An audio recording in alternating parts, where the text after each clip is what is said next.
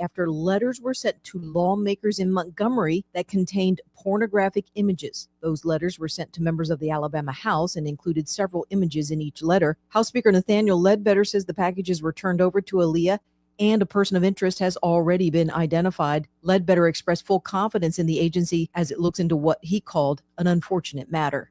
I'll be back with more Alabama stories after this. Did you know that 70% of people experience a potentially traumatic event in their lifetime, and that 6 out of every 100 adults face PTSD every day? Help us bring hope to these survivors by signing up for your Alabama Distinctive PTSD Awareness license plate today. The great thing is you can sign up no matter when your current plate renews, and the first year is complimentary. All you need is your VIN number on hand. Drive awareness, drive hope, and customize your plate today at atease.org. The Alabama House has passed legislation that would grant workers' compensation to public school teachers, community college employees, and bus drivers. The bill did undergo some technical amendments in the House committee before it passed the House with a 102-0 vote. The bill must now go back over to the state Senate for concurrence before it can be delivered to the governor's desk for signature.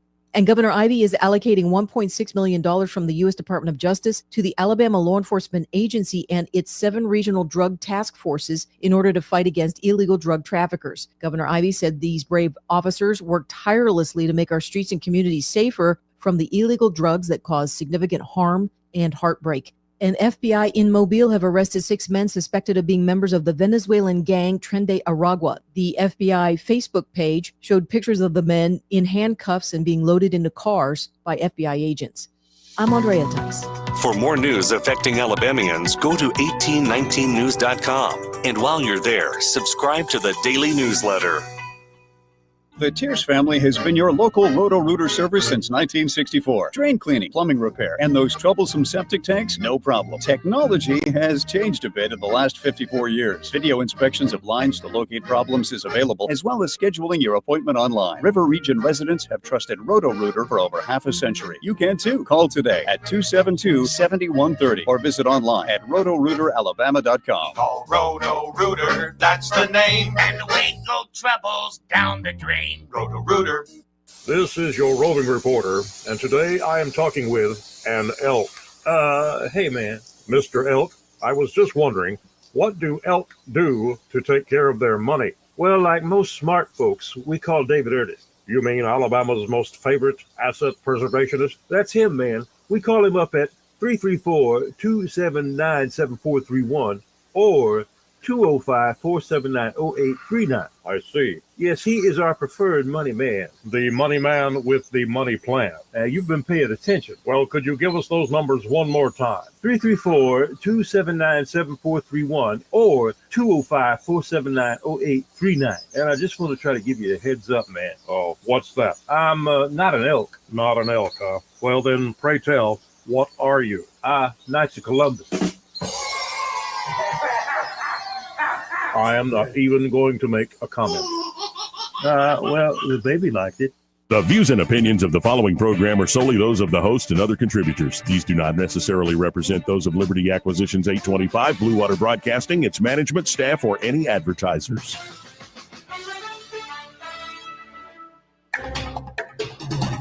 It's time for Montgomery's conversational radio show. It's News and Views on News Talk 93.1 FM. To join the conversation, call 272-9228.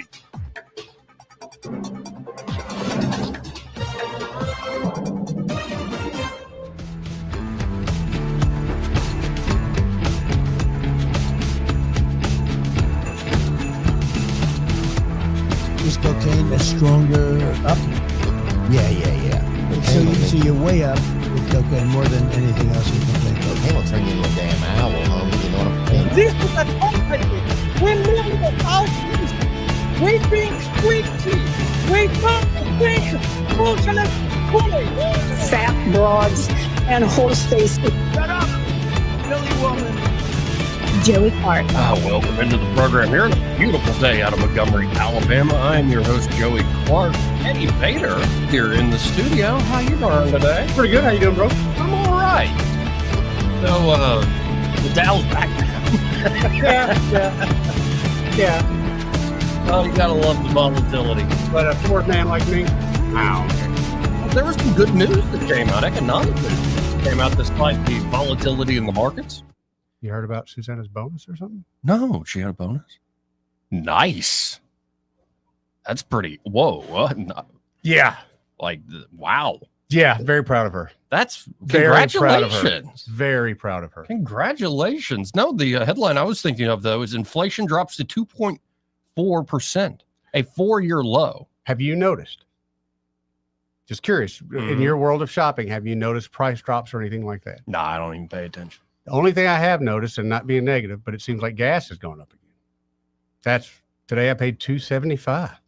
Maybe that's a jobber thing here locally, That's what because I'm gasoline hoping. prices have plunged 6.3% over the month. That's Right. why you have this inflation decline. So And- I'm wondering if it's a local thing. It's got to be, because I saw that headline last night and I thought, okay, great. And then today I was everywhere I went. Yeah. So, Well, I mean, that's a good sign. Also, another good sign, yeah. the House. There's the folks that were grandstanding. Mhm. The House passes the budget framework, 216 to 214. The Senate was like, don't you dare amend this, because we're going to do another 3 to 4 in the morning sort of thing. Vote-a-thon, vote-a-rama. Right. Instead of out drinking, we'll have to be here Right. drinking. Though apparently Senator Britt has been the chair on a lot of those like late night vote-a-ramas, like sitting at the front. And it's like, man, that is a late night. This is no way to do business. I saw her with Kennedy the other day. Oh, it was great. That was great. I love Kennedy, by the way. Yeah. AOC, Yes. I think she's the reason we have directions on the shampoo. Yeah. It's pretty good stuff right I there. thought so. But it's always great to just cite, let's cite CNN. All right. What you got? Yeah, they're going to be talking about these inflation numbers. Actually a drop of 0.1%, negative 0.1%. That's the first time we've seen that since COVID. Year over year, the annual inflation rate was at 2.4%. This was also better than expected and a 6-month low, moving in the right direction. As far as why this happened, there's a few drivers. One thing that really played a role here, as you can see the trend here, the inflation rate dipping a little bit. One of the drivers was energy. The fact that gasoline prices did not move up like they usually do in the month of March, that really helped the inflation. There you go. Gasoline, that's the big reason. Yeah.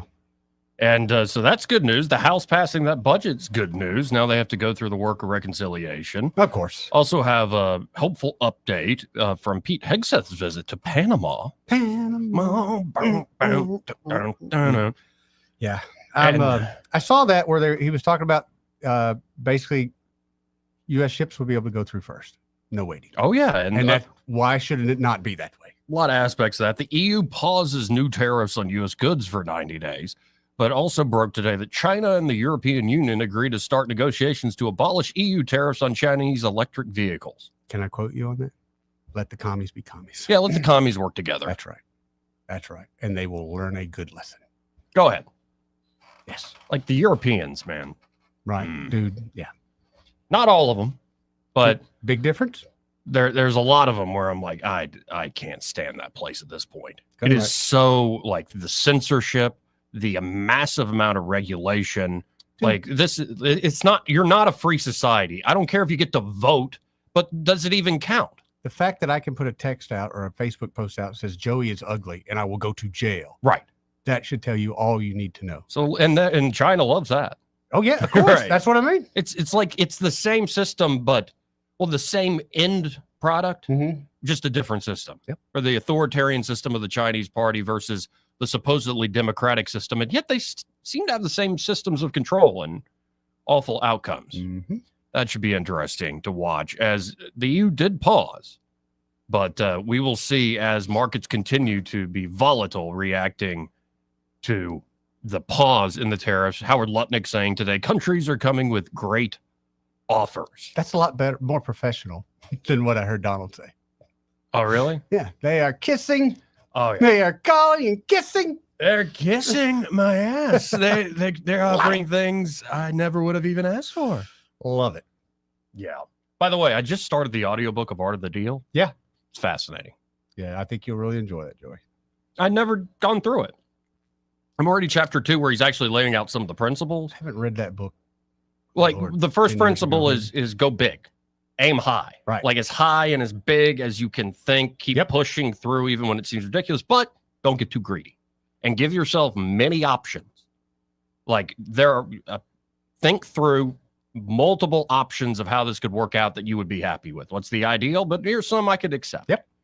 So it's fascinating too. The first chapter is more a day in the life and the amount of phone calls this guy makes. And I think it's still how he operates. I was watching Flagrant, that podcast with Andrew Schultz. They had on Chamath, the guy who's on All In. He was an early Facebook founder. He's now a billionaire. And Chamath was saying for the longest time, he was a Democrat mega donor, like hundreds of millions of dollars he'd given over several cycles. Gave a lot of money to the to the Obama White House. And what did he get for that? Like one dinner with Obama. And it's like, I had plenty of, he's like, I had plenty of money at that point. Yeah. I wasn't looking like for some special favor. I was trying to go to them, call them and be like, this is what I'm seeing on the ground. I have these contacts in this part of the world. I have these contacts in this business, this industry, this community, that community. I would like, given that I gave y'all so much money, to at least have a conversation with you to tell you so you and I both understand and are on the same page. Crickets. They would never even pick up the phone. It's like this big wall once they actually get in power. It's a machine. The Democratic Party in so many ways is this machine. Whereas he said that this Trump administration, where they're talking about the president himself, the chief of staff, Susie Wiles, Commerce Secretary Lutnick, Scott Bessent, all like go across the board to a lot of these folks, they'll immediately pick up the phone. Like they'll talk to anybody. They'll argue with people, even folks they disagree with, but they will talk to anybody. And it's not like, well, we can schedule that for several. No. Like we'll pick it up and it might be a 5-minute conversation, but we're going to talk to you. But that's been policy for how long? That's just how they operate. That's why they can't never get anything negotiated. It's always my way or the highway. As opposed to actually making constant deals, that shuttle diplomacy idea of you keep making the calls, you keep making the calls, you keep making the calls. So it is fascinating that, Trump talking about Atlantic City in the 80s and him buying Holiday Inn, that seems like small potatoes compared to, resetting global trade patterns. But it's amazing how the same principles still play themselves people, out. Joe. Oh, yeah. No, and it really is a matter of sometimes you got to push. You got to yell at the contractor to move faster. And in fact, after you yell at the contractor to move faster, you have the number for the subcontractor going, tell me what's actually going on the ground. You got to have inside man. Right. There's all sorts of little tricks. So I was wondering why Trump seems so unbothered. And in particular, there are moments where he, at this black tie event, the NRCC, not only had the they're kissing my ass moment, he was just doing like a stand-up routine. Oh, yeah. A few folks are like, get this guy a Netflix special. No, I don't think Obama would be too happy about that. No, I don't. But for instance, here's just 40 seconds of Trump, talking about husbands and wives. Husbands and wives. You might like this one, Eddie. She was crying because I've been with people that were in serious trouble and the wives couldn't care. They couldn't care less. In fact, after they recovered, I said, do yourself a favor, get rid of the wife. She could. Oof. No, I'm only kidding, of course. No, he's not. I'm only kidding. I like to say I'm only kidding. That way, that cleans it up a little Right. bit for the press. I say I was only kidding. No, I've seen some wives that were truly not bothered too much. I had one where the dog died and the husband died on the same day. And I said, it's too bad about Harry. No, but Lucy died. Harry didn't mean, he left her a fortune too. Can you believe it? Harry didn't matter. The dog mattered a lot. Wow. So that reminds me of this older guy that salesman way back in the day. Yeah. And that's how he would negotiate. He would throw something outlandish at you. And then when you got them big eyes, he'd go, we're just talking here. We're just talking. Yeah, we're just talking. It brings it back down. He always walked away the winner every single time. Absolutely. We're just talking here. We're just talking. We're just talking here. Now, here's another one. Trump just, we've heard this routine before, but it's always good to revisit about windmills. We are screwing around with wind. Oh, wind. These people are crazy. They say, oh, it's great for the environment. Yeah, it kills all your birds. You want to see a bird cemetery? Walk under a windmill sometime. Yep. Got birds all over the place. They're screaming for help. They got whacked. The environmentalists, it's an environmental dream. You know why? Because you're never going to have energy. They're the most expensive form of energy there is. 10 times more expensive than clean natural gas, 10 times much more expensive than coal, and not They're very unreliable. Like if they wanted to watch us tonight on television, Alice, I want to watch the president tonight. I'm sorry, darling, but the windmills aren't blowing.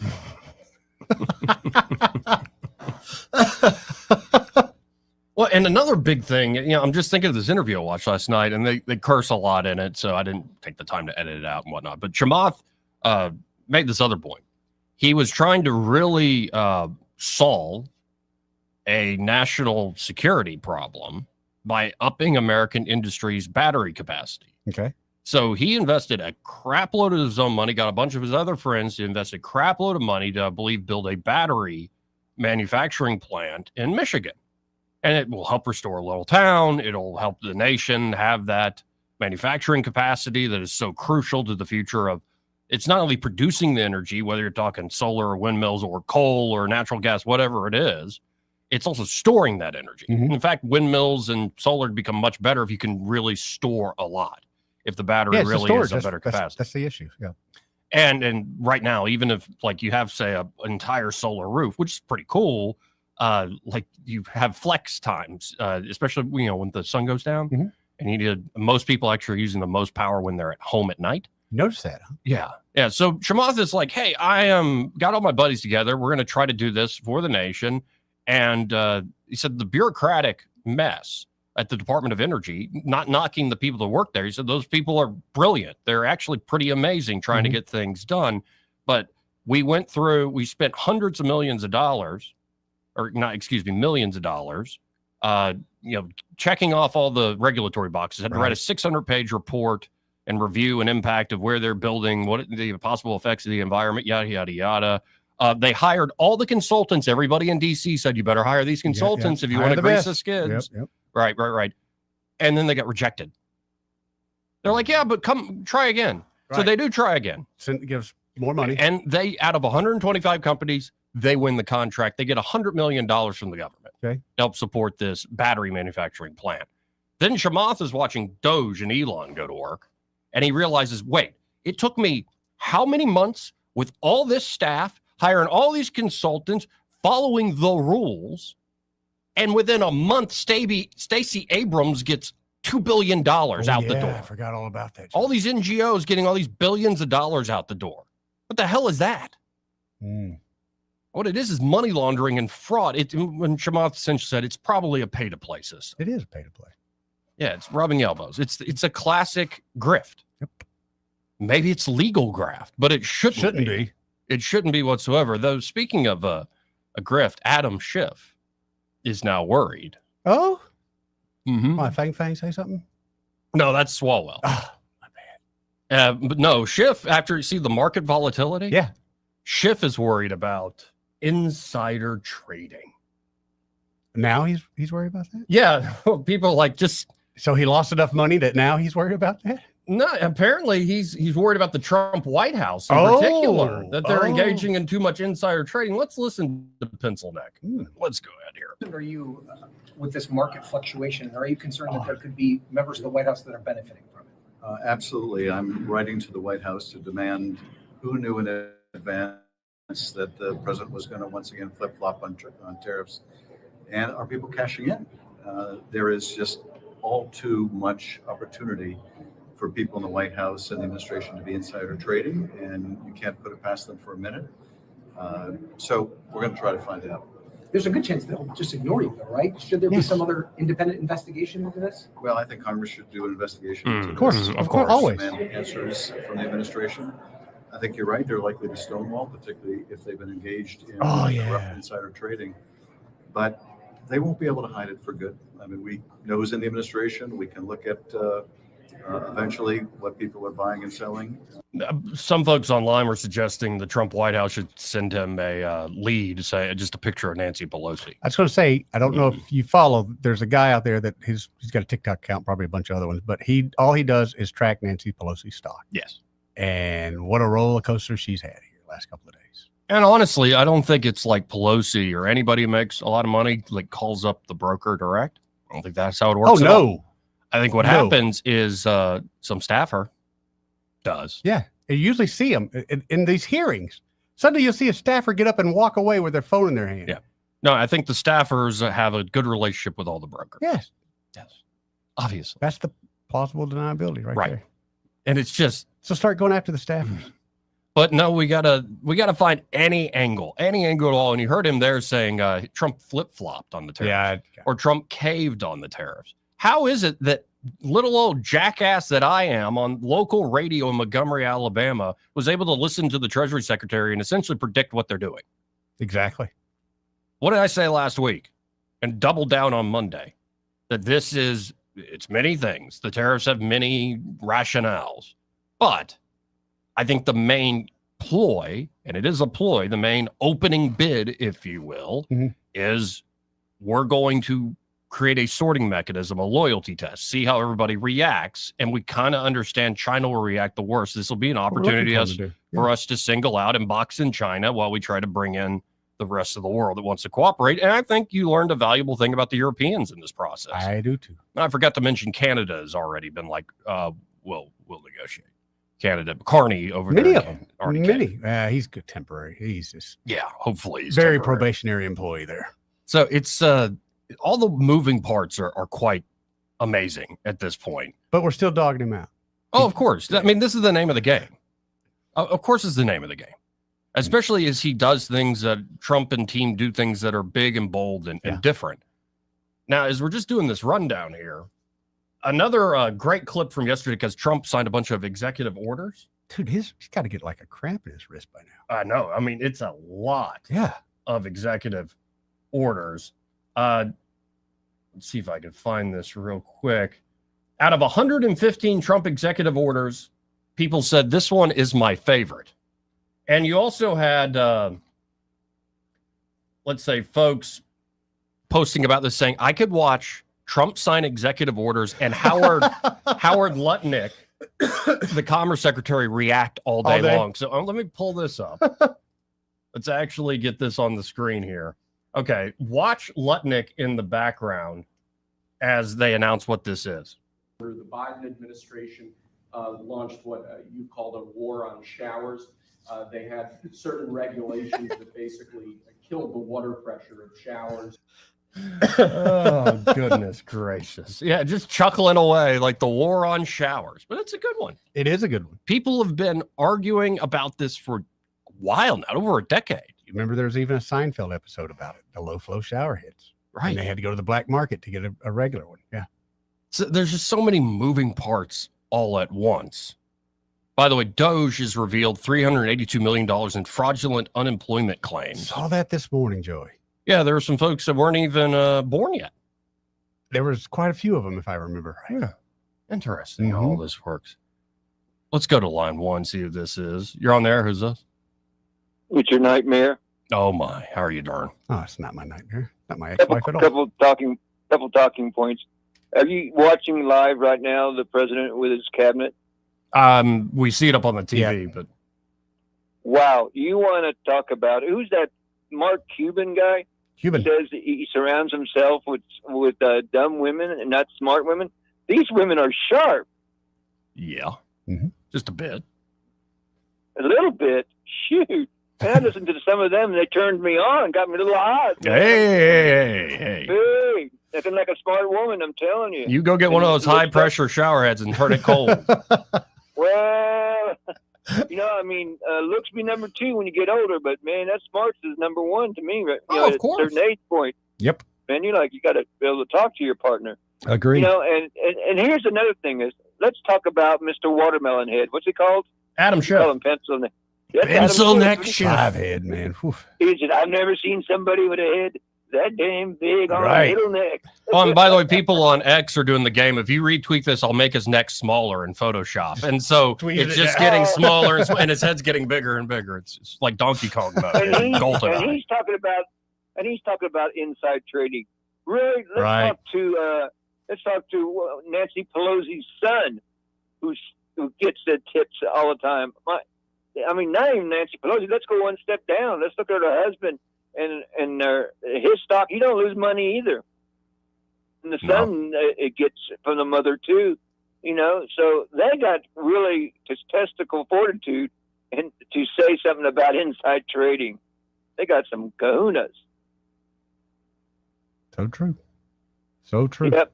And the third and final one is, I see we had a little talk down there in Panama. We're going to be putting troops down there. You think so? Permanent. That's what Mr. Trump says, and his people. And the Secretary of Defense said, yep. Because he said they talked to the Secretary of Defense, talked to the President of Panama, and he says they are tired of the Chinese influence. There you go. So now we're going to put troops down there and flex our muscle where we need to flex our muscles, you know. And yesterday, Joe, you were right on the double down. Yeah. I mean, you predicted it. I heard that. I was like, damn, Joey from a little radio station predicted it. I should have got inside trading then. You had the opportunity. I had my inside stock, man. Yep. I was like, I don't need that guy from that was that's on in the afternoon and gives stock chains. I mean, was Branco his name? Yeah, Alston Branco with Invista Advisor. Yeah, I got Joey, man. I got Joey Clark, man. I don't need them. Joey's telling me what's going down. You know, you got inside trading, Joey? No, it's more just paying attention to what people in power are saying. Mm-hmm. And that's what a lot of people said on television just a minute ago on Fox. They said if you would have listened carefully what was being said, especially by the Secretary of Treasury. Yes. Mm-hmm. Yeah, Bessent was clearly playing. Yeah, and Bessent was clearly playing good cop, whereas let's say Lutnick and Navarro, who by the way, Elon Musk is calling Peter Navarro Peter Retardo these days, which is just fantastic. But you can see the good cop bad cop game a mile away. By the way, we got some dope on Facebook saying Trump didn't even write Art of the Deal. It was actually Tony Schwartz who wrote the book. Yeah. When you buy the audiobook, it says by Donald Trump and Tony Schwartz.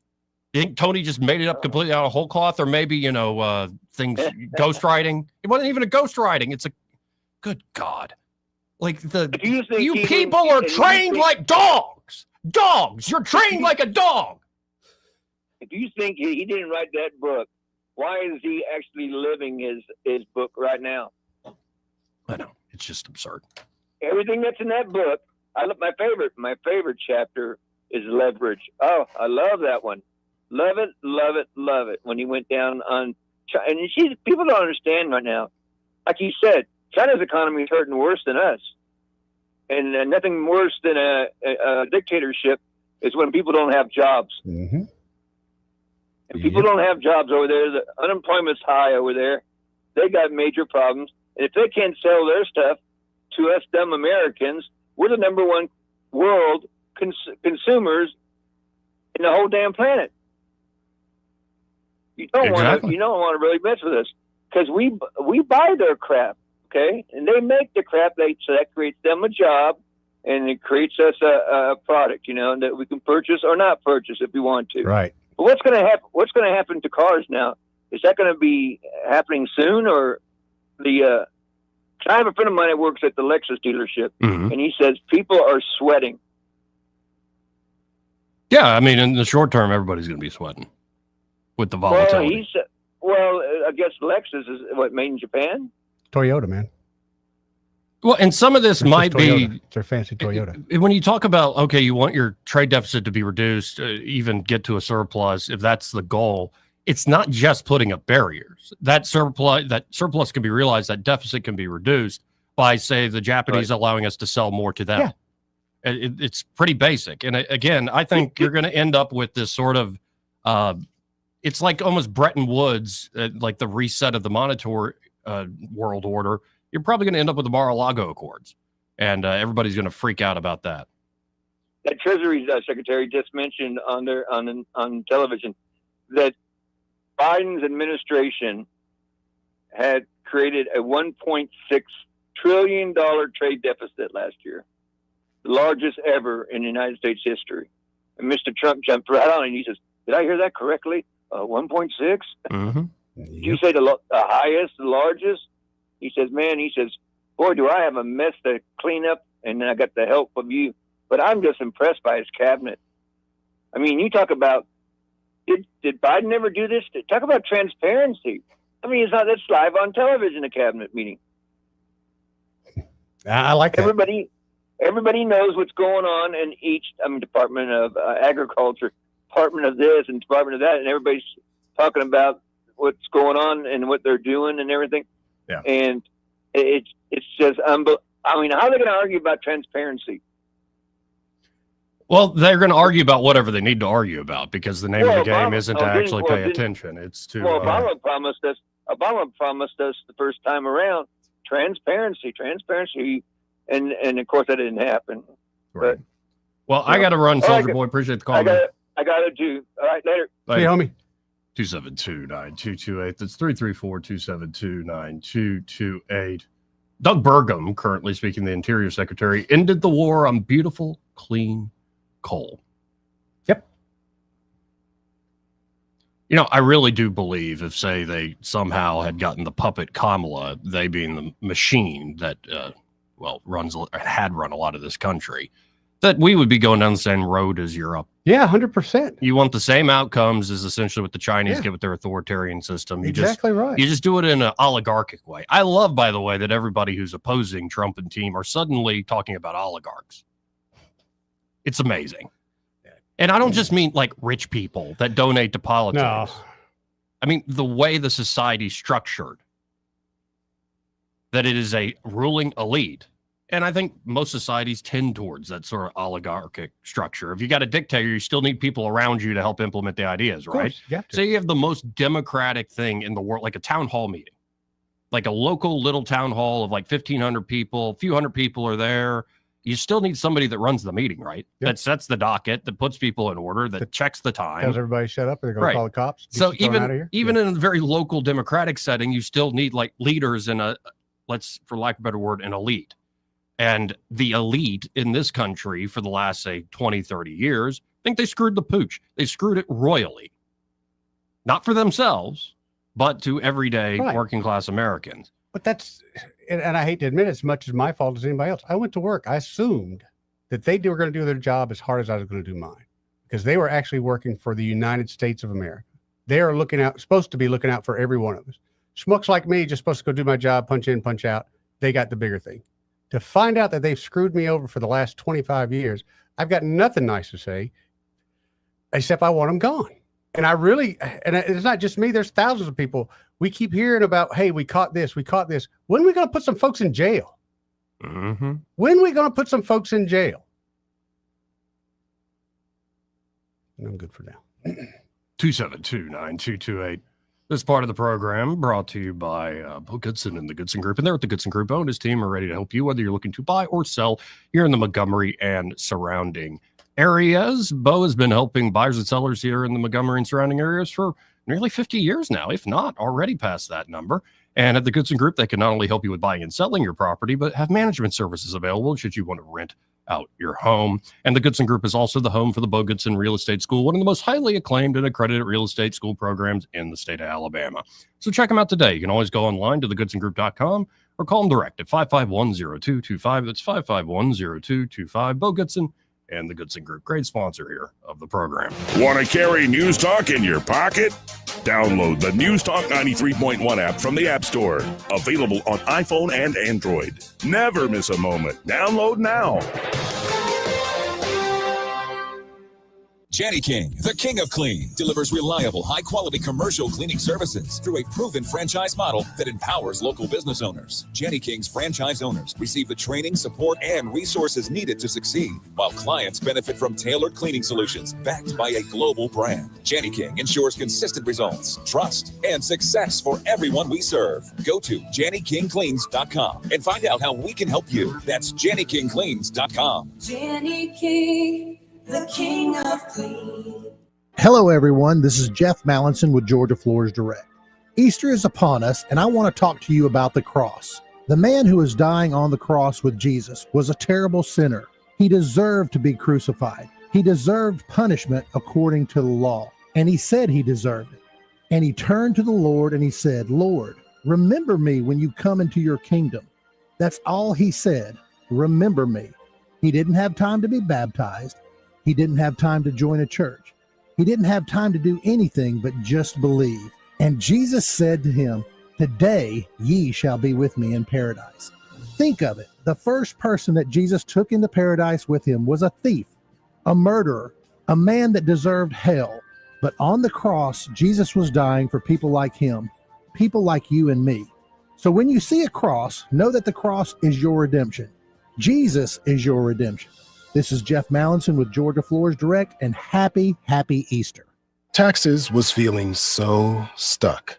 Sitting in traffic, squeezing into a parking spot, all to squeeze in getting tax help during your lunch break. Now Taxes is a TurboTax expert who does your taxes for you, while you go about your day getting real-time notifications about their progress and the most money back guaranteed. Now this is Taxes. Intuit TurboTax. Get an expert now on TurboTax.com. Only available with TurboTax Live Full Service. Real-time updates only in iOS mobile apps. See guarantee details at TurboTax.com/guarantees. Every day when we're on the road, people around us endanger themselves and others by looking at their phones while driving. There's the sneak-a-peeker who darts their eyes between the road and their text, or the nightlighter who illuminates their car after dark. If that's you, reconsider before you find yourself becoming the fender bender, the got-a-ticketer, or worst of all, the driver who killed someone. Put the phone away or pay. Paid for by NHTSA. For too long, Alabama's statewide news companies have shamed us for our conservative Christian values. Alabama deserves a news company that cherishes our culture, a company that is bought and paid for by the powers that be. 1819 News is that company. Run by Alabamians for Alabamians, 1819 News celebrates what is good and beautiful about our state, while exposing those who work against our values in secret. Just go to 1819news.com to learn more. Subscribe to our newsletter. That's 1819news.com. Hi, I'm Allison Chandley, account executive with Blue Water Broadcasting. Why should you advertise with us? Did you know that more Americans listen to the radio than use Facebook each week? Did you know that 77% of listeners would try a brand or product endorsed by their favorite radio personality? Contact me, Allison Chandley, by going to bluewaterbroadcasting.com to find out more. Blue Water Broadcasting, local folks helping local business. With the Wall Street Business Report, I'm Rich Thomason.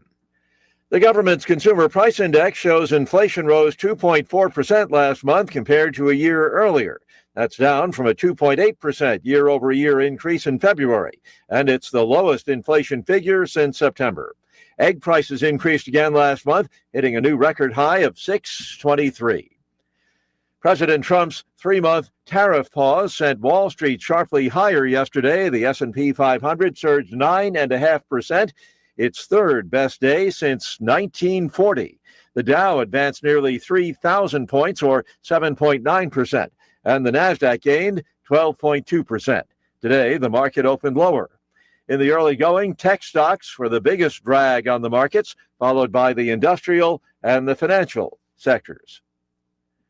For the Wall Street Business Report, I'm Rich Thomason. Rich Thomas Weather, a service of Riverside Chevrolet Wetumpka. If it's Chevy, it's Riverside. Best price, best selection. Check them out on the web at riversideusa.net. Rich Thomas Weather. Well, hi, everybody. It's a good forecast for today. The warmest day of the week with a high temperature up to about 78. Good bit of sunshine, clouds increasing later. Then, as the front approaches, a line of showers and maybe some stronger storms perhaps moves through in during the evening hours tonight. Some of the storms could have some damaging wind gusts. Low temperature tonight, 54. Then the high temperature tomorrow only up to about 70. So a little bit of a temperature setback, but a good bit of sun. Saturday's high only 67, but a storm-free weekend. That's good news. Nights will be chilly, but will warm up Sunday to a high of about 75. From the Blue Water Weather Center, this is Rich Thomas. You can make your ASC loan payments from your phone anytime, anywhere. It's quick and easy. www.yourasccu.com. Federally insured by NCUA. ASD Credit Union. Your life, your cause, your ASD. The River Region's first and only news talk station on FM. Live, local talk. News Talk 93.1 FM WACV.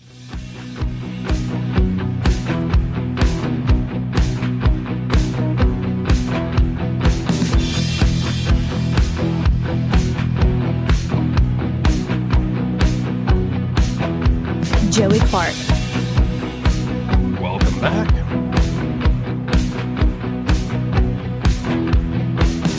334-272-9228 if you want to get on the conversation. That's 334-272-9228. Let's go right to the phones. He's been patient and talk to Robert. Hey, Robert.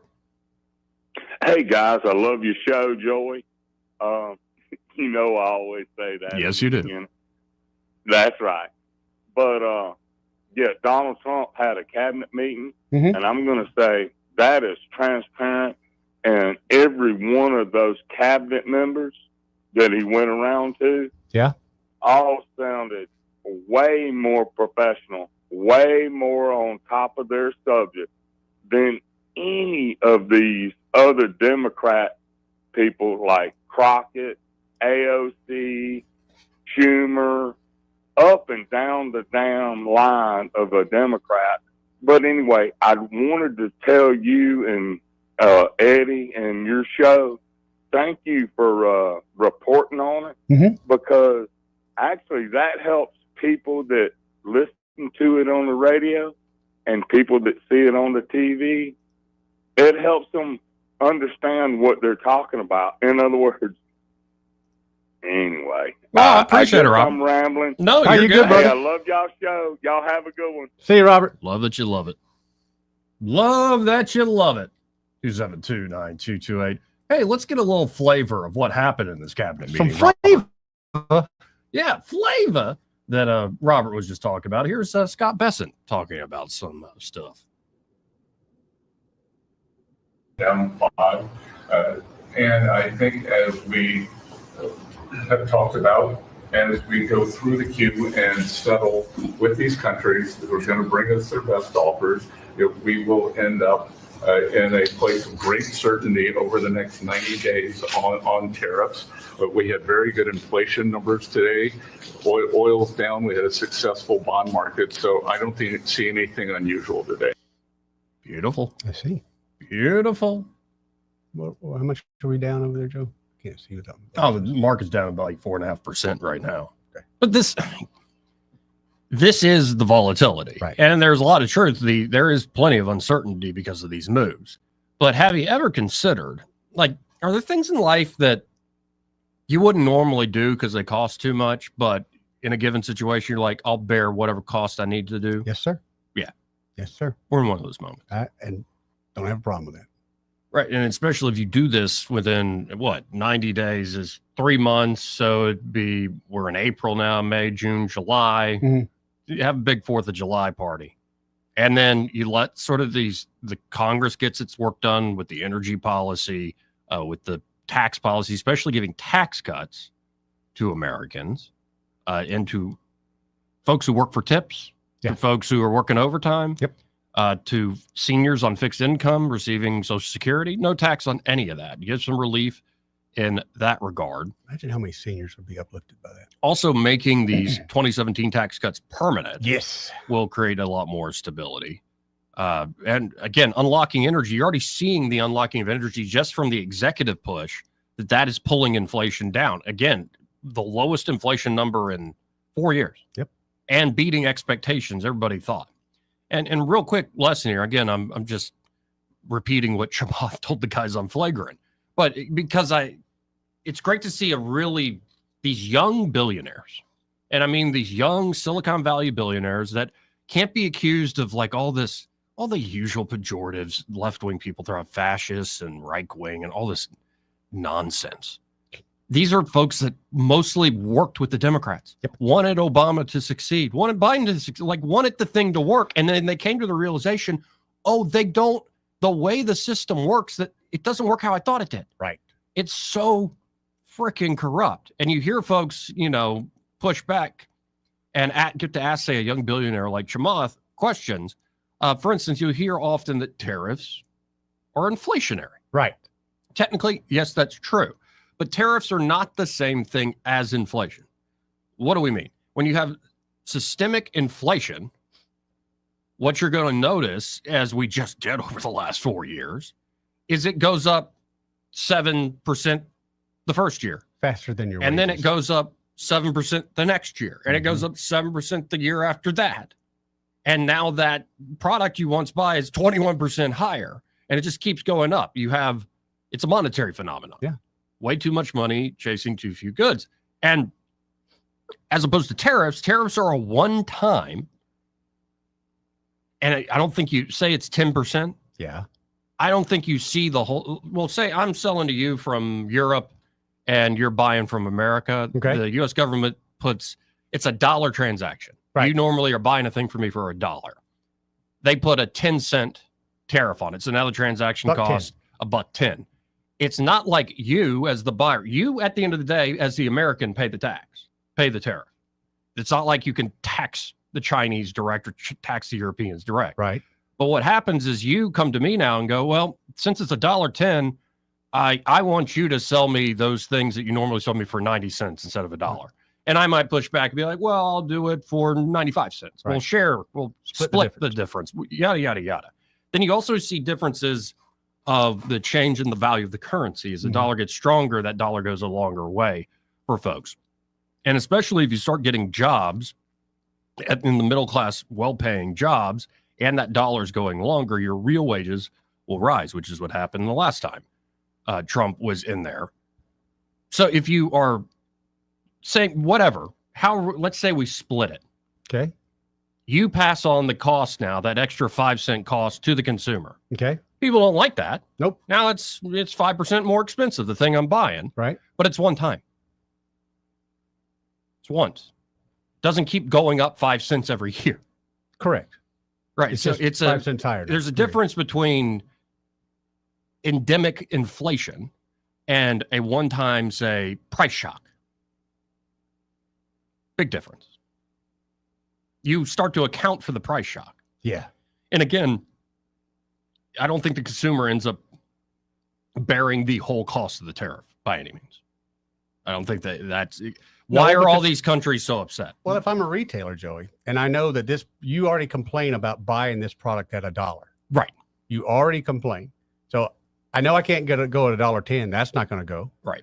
Best I can hope for is $1.05. But when you finally, as a consumer, have enough and say, you know what? No, I'm just not going to buy it. I can't take that risk. I got inventory. Right. I've got to do some settling too. And there very well are situations where I'm, say, a Chinese manufacturer where you tell me you pay the whole 10 cents. You sell me that thing you normally sell me for $1 for 90 cents. And the Chinese guys will go, yes, because we still need to sell it. We need to still send it over there. I've got a factory or a warehouse full of them. So imagine that dollar transaction now costs $2.25. Now, they can't eat all those costs. No. So at that point, you really are destroying trade and value. And at this point, we're at that sort of game right now. Will it all work out in the end? Who knows? There's so many moving parts to this. But when I especially listen to the Treasury Secretary, Scott Bessent, who again is the guy who helped break, he was the analyst who did the actual number crunching and analysis of the United Kingdom's housing market that broke the Bank of England. Yep. Helped George Soros, and I think the other guy's name is, who was running the quantum fund was Druckenmiller.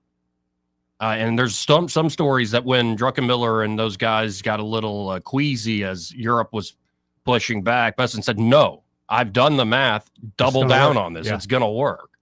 So it's not like you're talking to some and hearing from some dope. Like, very smart people can be wrong, but there is a method to this madness in a large way. And we shall see, well, which way this all goes. I think we're going to see recovery and growth a lot sooner than people suspect. I agree with you. I look at it a little bit different, maybe a little bit more rosy colored glasses. But Joey, I'm telling you, for what I see and my phone ringing, things have made a huge change, and it's only getting better. Well, and in a second, we should talk about Austin Branco's brought this up before, but the mess in the debt in the Treasury market that the Biden administration left. Yeah. Essentially, the trick was, like, normally when you want to build a factory or you want to build a brand new prison in Alabama or you want to mortgage a house, you do it on 15, 20-year basis, a 30-year basis. 20, 30, yep. You finance it for a long time because it's going to be around a long time. Yeah. But in particular, the U.S. government under Biden was dressing things up to look better. they were taking out like a 6-month financing, like bond, 6 months, and then just refinance the books and do 6 months again, and do 6 months again, and you see it some of the private sector, and it's absolutely absurd. It's manipulating the books, and in the private sector, you will go out of business because that will catch up with you. Well, and so what's happening is now Bessent, in particular for the Trump administration, he is the nation's number one bond salesman. He is going to have to refinance $6 trillion in U.S. debt. It's absolutely crazy. This is why they want oil down. This is why they want interest rates down. Have to. So let's keep moving. And I'm sure like the news cycle will move away from this, back to Doge, or it'll move back to the negotiations between Russia and Ukraine, which are a bit rocky right now. That's not looking It's great. going to happen. Right. You want Rocky? I'll give you some of my my negotiations going on right now in the real estate world. I'll give you Rocky. Fair enough. This part of the program brought to you by James Cole and Cole Plumbing, and they're at Cole Plumbing. Aren't they great? They're one of the best ones I know, Joey. You know why? Because when I call, they answer the phone. They understand time is of the essence, Yes. and they can help you with everyday problems. It could be low water pressure. Could be clogged drain. Could be. Say that shower drain, like you got a lady with long hair, maybe you're a fellow with long hair, and all that hair gets in there. Circle the drain. And it's like you don't have that special tool to get in there and grab it. No, and unclog it. it's kind of gross too. And if you pour Drano down there, that's just that's a dumb thing to do. That's Just eating really your pipes. really a Literally dumb eating your thing to pipes. do. So Cole Plumbing can help you with that. Maybe you want to upgrade to a tankless water heater system, or it's time for a new garbage disposal in the kitchen sink. Or it could be you got a big leak, gas line leak. Yeah. Or a huge water leak inside or outside of your home. Again, Cole Plumbing gets time is of the essence, and they can solve that problem with this unique technology there to Cole Plumbing that gets the job done without having to tear out a bunch of drywall, dig up a huge hole in your yard. With precision and expertise, they can get that job done.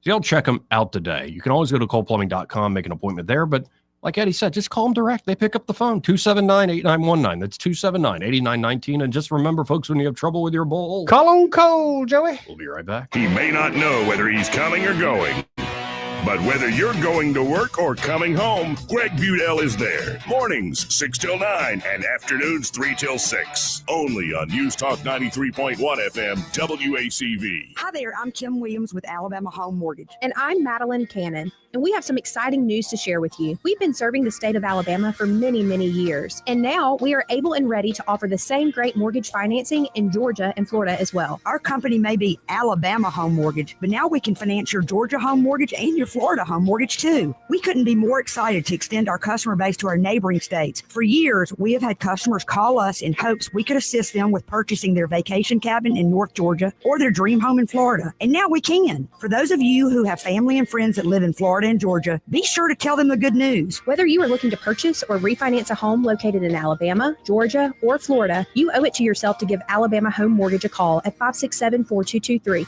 That's 567-4223. Or visit us online at myalabamahomemortgage.com to complete an application on your time. It's not just a slogan. Call Alabama Home Mortgage because, folks, there is a difference in mortgage companies. NMLS 1586-36-8, Equal Housing Lender. For reliable electrical services in Central Alabama, trust the experts at Crosby Electric.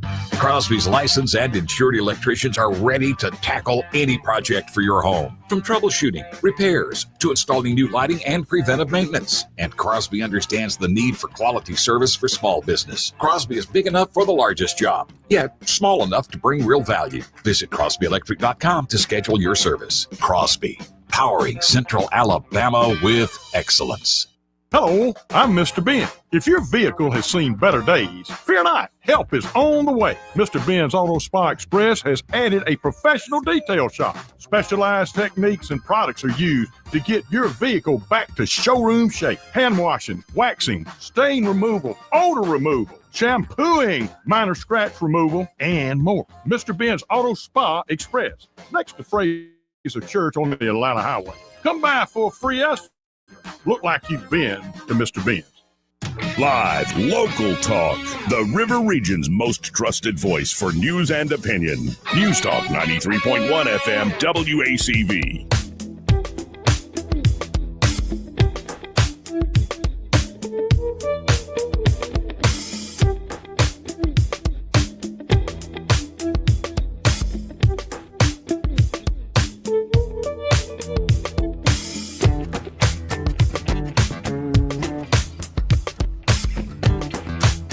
Joey Clark.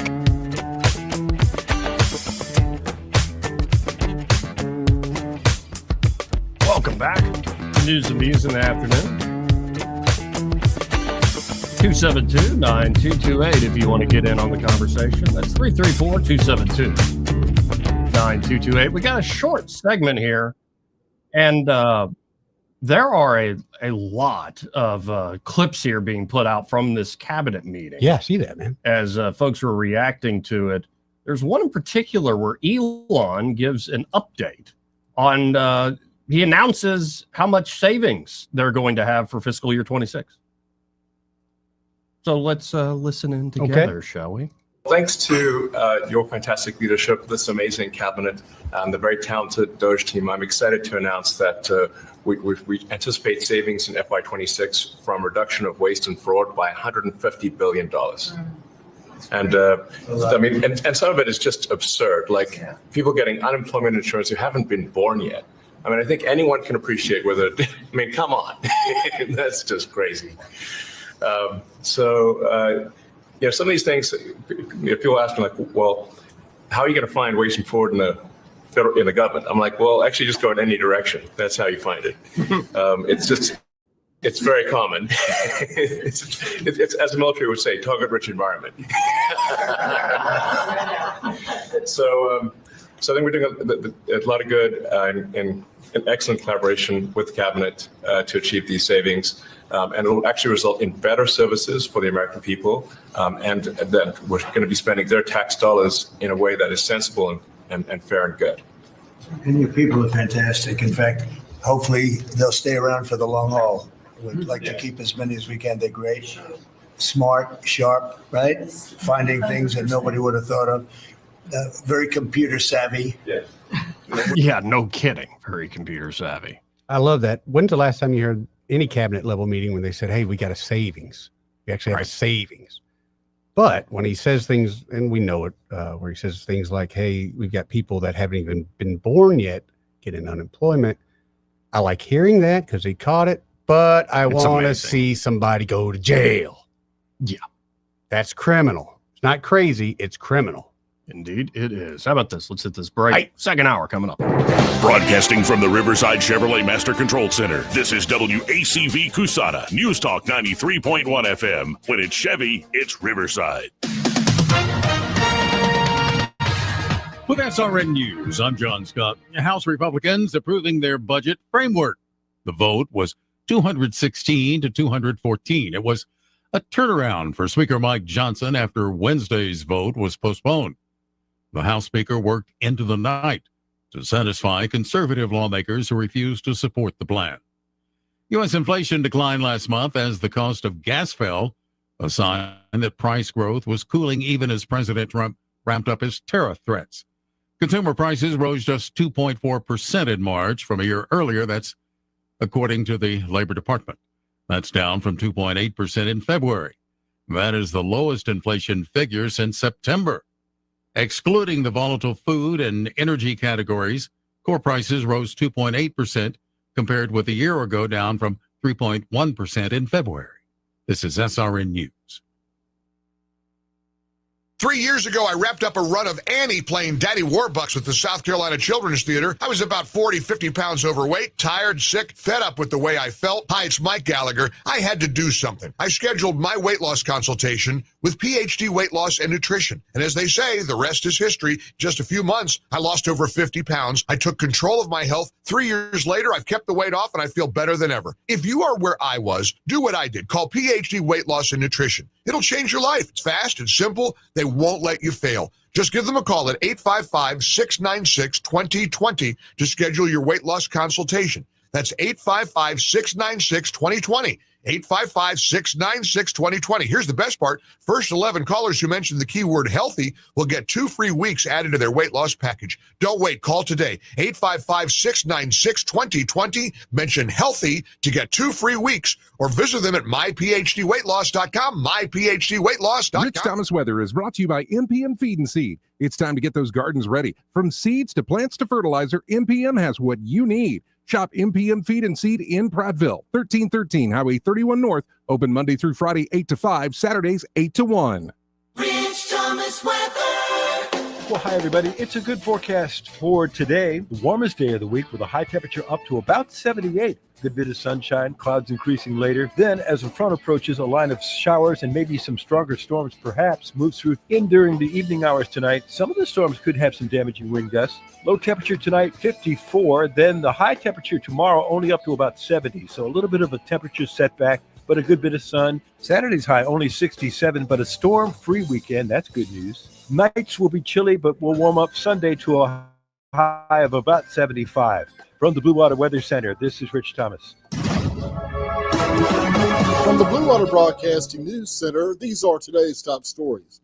Montgomery's Krispy Kreme store on Atlanta Highway is expected to light up the hot donut sign again as soon as today. The Alabama Department of Public Health ordered the store to immediately cease operations on March 31st. A Krispy Kreme spokesperson stated an equipment malfunction and subsequent ingredient overflow as the cause of the closure. The store's permit was reinstated Wednesday afternoon. The Alabama Senate unanimously passed a bill to restrict cell phone usage in Alabama public schools on Wednesday. The Focus Act would prohibit students from using any wireless communication device in K-12 classrooms. The bill now advances to Governor Kay Ivey's desk to be signed into law. An investigation is underway after a woman claimed she was raped near Blount Cultural Park over the weekend. Montgomery police confirmed officers responded to the area of Windsor Downs Court near the entrance to the park Saturday morning, where an injured woman was taken to a local hospital for treatment. No further information has been released in the ongoing investigation. From the Blue Water Broadcasting News Center, I'm Sky Mosley. This hour of news and views is brought to you by our good friends at Alabama Home Mortgage. Alabama Home Mortgage, 567-4223. Visit them on the web at myalabamahomemortgage.com. NMLS number 1586368, an equal housing lender. This is your roving reporter, and today I am talking with an elk. Hey man, Mr. Elk, I was just wondering, what do elk do to take care of their money? Well, like most smart folks, we call David Ernest. You mean Alabama's most favorite asset preservationist? That's him, man. We call him up at 334-279-7431 or 205-479-0839. I see. Yes, he is our preferred money man. The money man with the money plan. You've been paying attention. Well, could you give us those numbers one more time? 334-279-7431 or 205-479-0839. And I just want to try to give you a heads up, man. Oh, what's that? I'm not an elk. Not an elk, huh? Well, then, pray tell, what are you? Knights of Columbus. I am not even going to make a comment. Well, the baby liked it. Attention business owners. Did you know that about 90% of employees and customers are unhappy when they walk into a dirty building? Let Janny King, the king of clean, keep your business pristine. Janny King's local franchise owners can handle your cleaning needs with reliable, hands-on cleaning solutions that deliver more than just a clean space. Janny King comes with regional support, which ensures consistency and quality, allowing you to focus on all the other needs of your business. Go to JannyKingCleans.com. Janny King, the king of clean. The views and opinions of the following program are solely those of the host and other contributors. These do not necessarily represent those of Liberty Acquisitions 825, Blue Water Broadcasting, its management, staff, or any advertisers.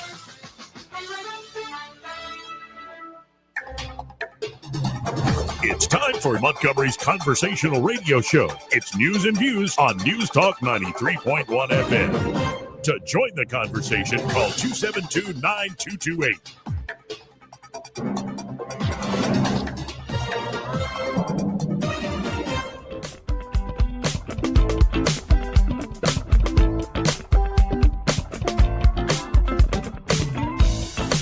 Welcome back. Second hour of the program. I'm your host, Joey Clark. Eddie Bader here in the studio. What's up, buddy? Broadcasting from Montgomery, Alabama. Beautiful day outside, actually. Gorgeous. Yeah, it's almost perfect. It's like not too humid. Not like I like the little chill you get in the morning, right. But it's nice. Also, I don't know if you've noticed how green everything is right now. It's yes. You know, it's spring and all, and it's funny in Alabama, or at least me anyway. You go from brown and you notice the green coming, but then all of a sudden one day it's just boom, green. Yeah, and I don't know if maybe the representatives trying to ban all that Delta stuff. Maybe I'm experiencing psychosis, or it's more like when I go into the County Downs. You know, County Downs. Yes. Like there's one road as you get into more of the heart away from Bellhurst into County Downs. It's actually the road right behind where I used to live on County Downs Road. It's like, it's so beautiful. It sort of sucks you in. Your eyes want to move up to this. Yeah. Yeah. And it's so gorgeous. cool. Yeah. It's absolutely gorgeous. And County Downs right now looks beautiful. It does. It really does. Everything's blooming, green. All the yards are taken care of. People really do take care of their stuff. And that's a big thing. Pride of ownership. It shows. I'm really telling you, it shows. Now, a place I moved from is Forest Hills. Yes. And we just got a comment from Jason Baldwin saying, I'm renting a house in Forest Hills near Atlanta Highway. I know there's a cemetery over on Harrison, but I have I think he said, found 7 tombstones in my backyard from the Civil War. Is that normal around here? I called AKA SFA and 311. No one cares. I don't want to tell them it's normal, but yeah, there's a cemetery right there. It's fairly normal. Yeah, I hate to say, but in Alabama, I know here in the city, there's a couple of cemeteries that are in people's yards. They just, the cemeteries were there first. And so they stretch back, obviously. I remember mid 1800s in Highland Gardens between Cotton Court and maybe Yarborough. I could be wrong, but there was a cemetery and it was a small one. I mean, it might have had 30 tombs in there. How did they just get, like, when they rework the land, get run over, bulldozed down? I was always told, I don't know if it's true, but I was always told that Highland Gardens used to be one big cemetery before it was ever a development. So that might have been the case. So as they developed it, they just put dirt on top of it. Yeah. And it's slowly, That's risen what up. I'm thinking. It's the world we live in. Yeah. Well, Jason, I'm sorry you're not getting much from the media, but we'll do our part a little. I do remember that cemetery that he's talking about. I remember a few years ago when there was an issue with some busted tombs and things like that. Citizens from that area, and if anybody knows, call me, let me know. But citizens from that area, they got a task force going, and they actually cleaned up the cemetery and did some stuff. So they might be very interested in what he has. So if everybody knows that, give me a call or give us a call at the studio. We can put those people in touch. Also, this pertains to Montgomery, Alabama. The Great Gatsby by F. Scott Fitzgerald was published on this day 100 years ago. Wow. I was within and without, simultaneously enchanted and repelled by the inexhaustible variety of life. By the way, I can remember when I'm first reading this stuff, in 10th, 11th grade? 10th grade. Reading Hemingway, reading Fitzgerald, Faulkner. By the way, if you actually have somebody to help you get through The Sound and the Fury, man, talk about a book that will blow your hair back. Is that right? Yeah. It's tough to get through. Well, I'll just put it blunt. It is a mentally, handicapped guy who's the opening chapter. Oh, okay. So you're seeing the See it world through through him. his consciousness, and you got to interpret what the heck is he. Now, do you know that I think when it you starts first with start? I saw them hitting, and you they're know- hitting this, and you figure out, he's talking about watching people golf. So at first you don't realize he mentally. Okay. No, you kind of have to. If you're first just going into that book, either you're very clever and know exactly, or you kind of need a guide to help you through it. Gotcha. Incredible stuff. I always found Faulkner incredible, but my favorite was Fitzgerald, and it's because of that lyrical style of his. There's nothing wrong with Hemingway's short, terse hammering the words out. Hemingway's great, but Fitzgerald, I think, also captured, and maybe it came from the personal thing, his personal life. I think he captured romance and love and the romance of life much better than anybody else. And to this day, there's some books you read and you're like, I'm probably not going to read that again. Oh, yeah. The Great Gatsby's one I've revisited because it's just so well structured. It's so well written. And I love in great literature any lines that pop out independent of the whole structure. That's just a great quote. That is just a great insight into the world, like that one I just said. So I like the lyricism of Fitzgerald and happy 100th anniversary. Actually, my uncle, before that, the Fitzgerald house was turned into the museum. My uncle lived there. There were apartments there. Yeah. I don't, maybe it was the 80s. I did a tour with some people in Montgomery this week, and we've got some they're older and abandoned buildings, but man, they're great looking architecture. If somebody could do something with these buildings. Yeah. No, and I remember where the McPhillips live. Their son was in our little high school rock band. Oh, yeah? And they let us practice in their basement. And so I always used to say, yeah, we were rocking out, learning Thunderstruck by AC/DC in Helen Keller's basement. Because I think Helen Keller spent some time there. What I heard. And yeah, there's a historical marker and everything out there. But yeah, it's a beautiful home. And beautiful homes along that stretch in particular. Though with this town, it really is, especially Cloverdale. Cloverdale and down Woodley, like the Allendale, you have nice, like beautiful, very expensive, beautiful houses. And then you go a block or two and you have some of the poorest places. It's the craziest thing. And this is what I've noticed in Montgomery, and it might happen nationwide. I don't know. When the economy's good, that Cloverdale area, it spreads out. Oh, sure. But when the economy turns to crap, man, that thing draws back in so tight. And I'm not trying to dog it too much, but personally, I like the location. Cloverdale is great to live, and I love the shops and the restaurants stuff over there. But that one place that 4 or 5 of us lived in, power bill was like in the summer 500 and something. There's no insulation in that house, Joey. Yeah, it's like, man, this is old. If you turned out all the lights in the daytime, you could probably see light penetrating through the walls. Right. And things. Yeah, it's just those are older houses. So I'd much rather live in something newer, is my point. Well, let me ask you. I've lived in multiple generations of homes. I've lived in ones built then, like the ones in Forest, the one I was living in Forest Hills. More modern ones is for What do you think that one I was living in Forest Hills was built? That would be 60s. Yeah. Yeah. And it was all right. Yeah. Wasn't bad. But now I'm living in one that I actually did construction cleanup that when it was built. So it was the early odds. Does it feel odd? And it does feel a lot nicer. Does it feel odd, though, knowing that you've had a kind of contact with that house from the time it was built? No, it feels good. Yeah. Like every time I pull into the garage. Yeah.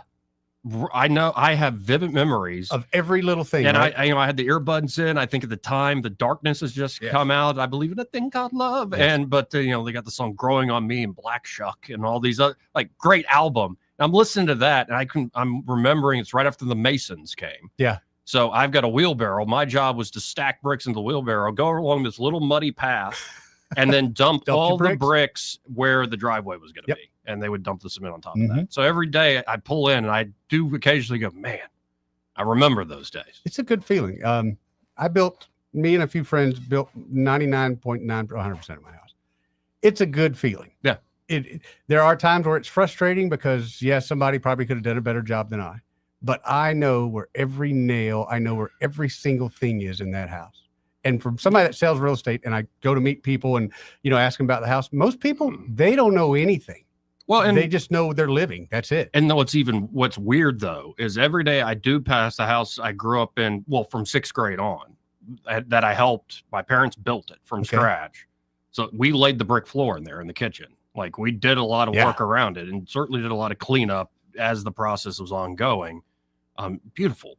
The kitchen was, I think, the bright spot of that. With my dad crafted a screen and porch, but instead of the narrow framing, he built himself these big wooden painted white frames.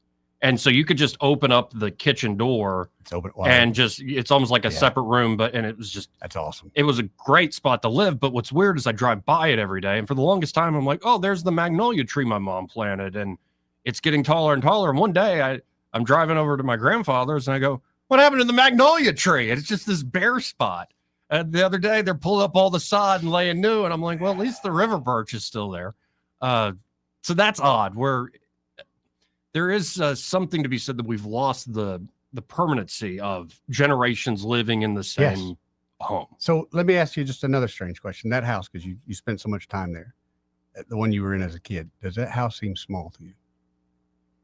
Because my house that I grew up in, when I was a little kid, it's on Johnstown Drive here in Montgomery. Yes. It seems tiny. Same to me. My house growing up in Highland Gardens, I thought it was the biggest. I mean, it's huge to me. I went and looked at it probably 15, 20 years ago, thought about buying it. That house was the smallest. I mean, it's like I could turn around and touch all the walls. The one when I was a little kid on Johnstown's a 2-story. So, I mean, it's got plenty of square footage and I haven't gone to the backyard, but I imagine if I went back there, saw the shed my grandfather and dad built and the little fort they built for us and tire swing and all that stuff, it would be a lot smaller. Like I went to St. Bede, and yeah, last time I went over to St. Bede, I'm like, yeah, everything looks tiny. It's funny. And I know it's just perception as you get older or whatever, but our Christmas tree when I was a kid might as well have been 20 foot tall. Yeah. My mother got it out years ago just to show us that she still had it. That thing, it looked pathetic. It looked like Charlie Brown's Christmas tree. I couldn't believe that in my mind, this was this magnificent, beautiful Christmas tree. It's just stick. I know. And, it is, there is something lost there. I get why people move. Like after my mom passed, I get why my dad's like, I'm selling this place. I get it completely. 100%. The place felt haunted. Yep. But, and also like, what, we're going to live in all this space. We don't need all this. It's expensive, like utilities, yada, yada, yada. But there is, I appreciate the folks. It's an old idea of Victor Davis Hanson being a Greek classicist, like studying. There's a tradition in the Greek world where the father would, if he had daughters, not his son, right? He had daughters, he would buy a house or property for his daughter. Why is that, Joey? So if the wife needed to kick out the husband, she had the property. That's right. I think it's a pretty good tradition. Might need to bring back. Good tradition. I It's a love good that. tradition. Yes, absolutely. Yeah. Well, see, and there are some folks I know who are living in the homes their parents built, and it goes back generations. That's awesome. I think that's something unique to that. As I've gotten older, and I'll never have it, but I've always wanted the compound where I've got, say, 100 acres. My son lives in that, we'll say that single wide up on the hill, like most of them do. And I've got grandkids that live over here. I want us all to be together. I think that'd be the coolest thing ever. But we all live different lives. You want that as an older guy, I can do that, but they're kind of busy right now. No, if you actually start putting a fence around, the sign needs to say Estate Bader. No, actually, the sign that we have now says, we don't dial 911. Let's go to line one. You're on there. Who's this? Hello. Who's this? Hey, Paul, what's up, buddy? Figured I had called y'all in a while, and y'all was on a subject what I know a little bit about. Yeah? Eddie, now, most of those houses through Highland Gardens and Chisholm was built by a company that was known as Martin Builders back in the day. Yes, sir. And Aronoff did some of those smaller houses, and for the most part, they weren't much bigger than 1,600 square foot. Exactly right. Exactly And right. Some was some of the rooms were a little bit smaller, which would bring it down to about 1,400 square foot. Yep. And most of them, But the laundry room would be outside. The laundry room would be outside the building. Yeah. Yeah. You'd walk across the back porch. And it's another enclosed area, but it's the laundry room. Yeah, you had to go out the back door to get to Yep. it. Exactly right. And on the other side of the laundry room, you had your water heater in the laundry room as well. And on the other side of the laundry room is where they put the stove. Yep. Right on the other side of that wall. And then right there was the sink, and above it was storage your cabinets, depending on which way it went. Yep. But on another hand, I grew up in construction. I've told you all that before. Mm-hmm. Whenever I got big enough to swing a hammer and doing framing, the companies that we worked for, when I say we, me, my brothers, and my cousins, we all did it. It was always 3 nails per stud. Everything was 16-inch on center. And then as we started getting with the bigger and better companies, and if it was a 2-story structure and it was conventional foundation, everything was out of 2x12s, and the base and the ceiling was always 12-inch on center. And you had to go back and do the stagger blocking to make sure the floor joists and the ceiling joists stayed straight. So the 2x12s had to be what they call crowned. Yep. Especially in the floor and the ceiling. And anywhere there was a vaulted ceiling, you had to be sure and crown that for sure, because you didn't want a crown turned down, you wanted a crown turned up. Yes, But sir. that deal you was just talking about the 100 acres or better, Mm-hmm. and have your family on there, that's something that's been a dream for me for about 50 years or so. And I can't get my crew to pull together. I told them, I said, we need to find a place that's got running water. Yep. You can make a pool. You can make your own generator. Yep. You can put up windmills to pump water. I mean, there's just so many ways that you can be self-sufficient, do your own gardening, but that generation has got it all in their head. Yes, they do. Store-bought. All right, guys. Appreciate Just it. wanted to holler at y'all. Enjoying it. Later. Thank you, Paul. See you, brother. Glad we stirred up some memories there. No, and I remember when I was talking about doing the cleanup of the house I'm currently living in. Yeah. There was a drywall contractor. Can't remember his name for shame, but I remember his name. But he probably looked in his mid-40s, maybe 50. And he got just asking me questions. I was only 13 or 14 years old. And he was like, you going to college, you get making good grades. I'm like, yeah. And I always remember him saying, you know, I made a lot of money doing this job. And it's an honest day's work, but it's a hard day's work. My body is broken. Yep. And I hope my kids don't have to do this, but they can if they want to. I'll teach it to them. But there's something about I'm working my tail off, making So money. you don't have to. Yeah. That's it. And that's something when people talk about the American dream, I see it a little bit different. The American dream to me is I can bust my butt so my kids got a little bit better. My dad did the same thing. His dad did the same thing. Well, and that's the shame these days is like, it's bad here. It's really bad in places like the UK and Europe. Yeah. But in particular, there are a lot of folks thinking, no, I'm not. My kids are not going to be better off than me. Yep. And especially that promise to go to college, get a good education. I think there are a lot of people that were sold a bill of goods on that. I think so, but I think now a lot of people, and college is not for everybody, but there are people that want that degree because they're going to pursue that in a career. Sure. But instead of going to law school and spending tens of thousands of dollars and also undergrad before you go to law school, why not go into a trade school and you can out the door make over $100,000? Well, that's what I like is those options are available now. When I was young, those options were available, but we're talked about. If you were going to trade school, you were very much so looked down upon. You're not going to college, you're going to trade school. And then 2 years later, like you said, when my plumber buddy, Brian Bellardi's making $85,000 a year at 21 years old, and the rest of us are barely getting by, we're like, hey, maybe that trade school don't sound like such a bad idea. And by the way, I'm well aware of the irony of me with my feathered hair sitting here sitting on my butt talking for a living, pushing trade school. But no, you'd make a lot more money than I'm making. I'll put it that way. Well, I have friends that they're making a lot more money than I'm making because they went down that route. But you end up with a skill too. You end up with a skill.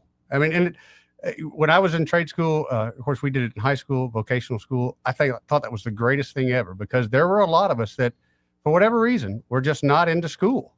But man, we had other interests, and you put something like that in our hands, and man, we accelerated. And what's so cool is like I saw a Chinese propaganda AI video where it's a bunch of fat Americans of different races who are like doing the stitching, like in a sweatshop, like sewing things. Like, oh, these are the jobs that Trump wants to bring back.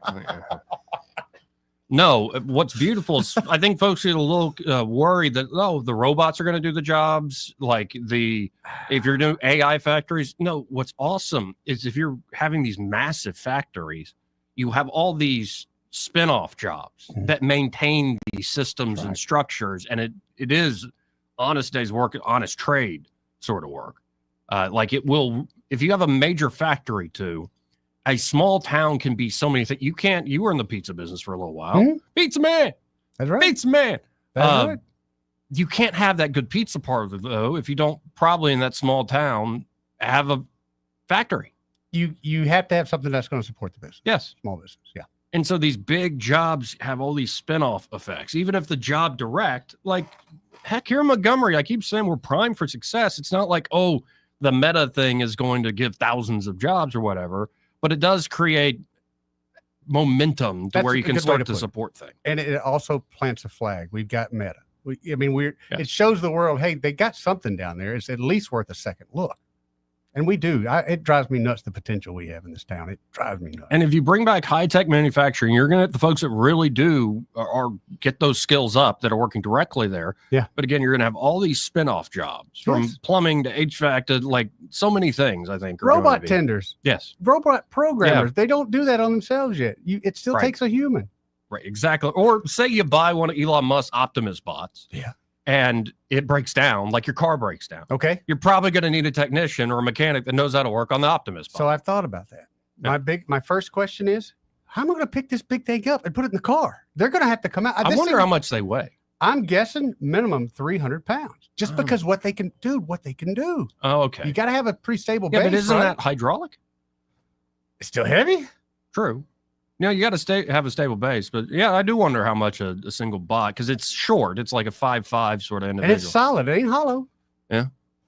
But still, the point is, you're going to need a lot of folks that service these things. Yeah, you're gonna, 100%. Yeah, all this new tech is, I think, actually going to, as it has in the past, give us more jobs and opportunity.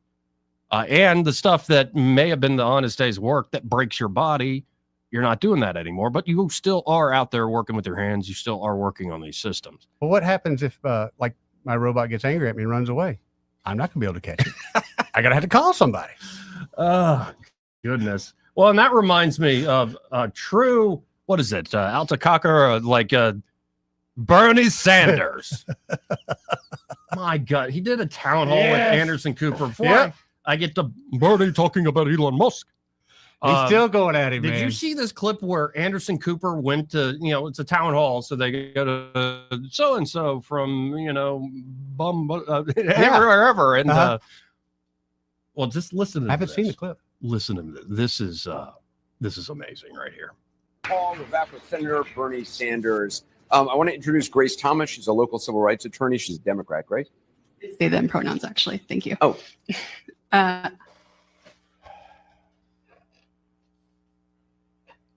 Why? Oh, God. Why is it always the they, them? Not always, but almost always. The they, them is like some wildebeest. Anyway, let's go to line one. You're on there. Is this? Hey, thank you. This is Dave.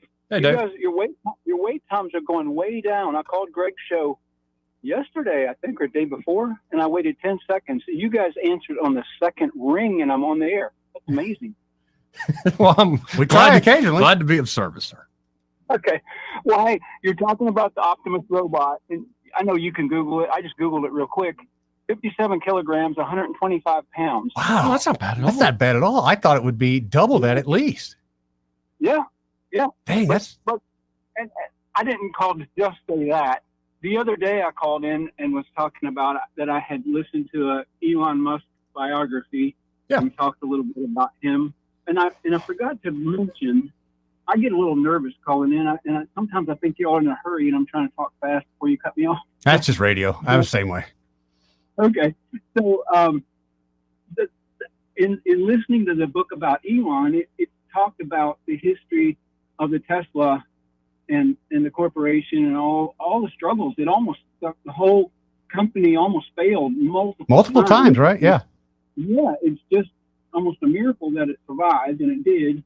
And that was one thing. The other is really cool. I know some of you guys like guns. I like guns. Mhm. And if you want, and Joey was saying he wouldn't mind to have one of those ugly-looking pickup trucks. I think they're ugly. But they're bulletproof, man. Have you seen any of the videos where they're trying to shoot bullets through them? Oh, yeah. Oh, yeah. Yeah. Almost every handgun, except for maybe a 5.7, it'll stop all handgun bullets. 45. They shot it with a Tommy gun, a 45 Tommy gun, and it stops those bullets. 9mm, everything. It just stops them. But now, And then Dave, the other thing- did you ever see the one where I think it was Rogan, where he first brought out the Cybertruck and he said you could hit it with a baseball bat? Oh, no, it was a bow and arrow. Bow and arrow. And believe it or not, it busted.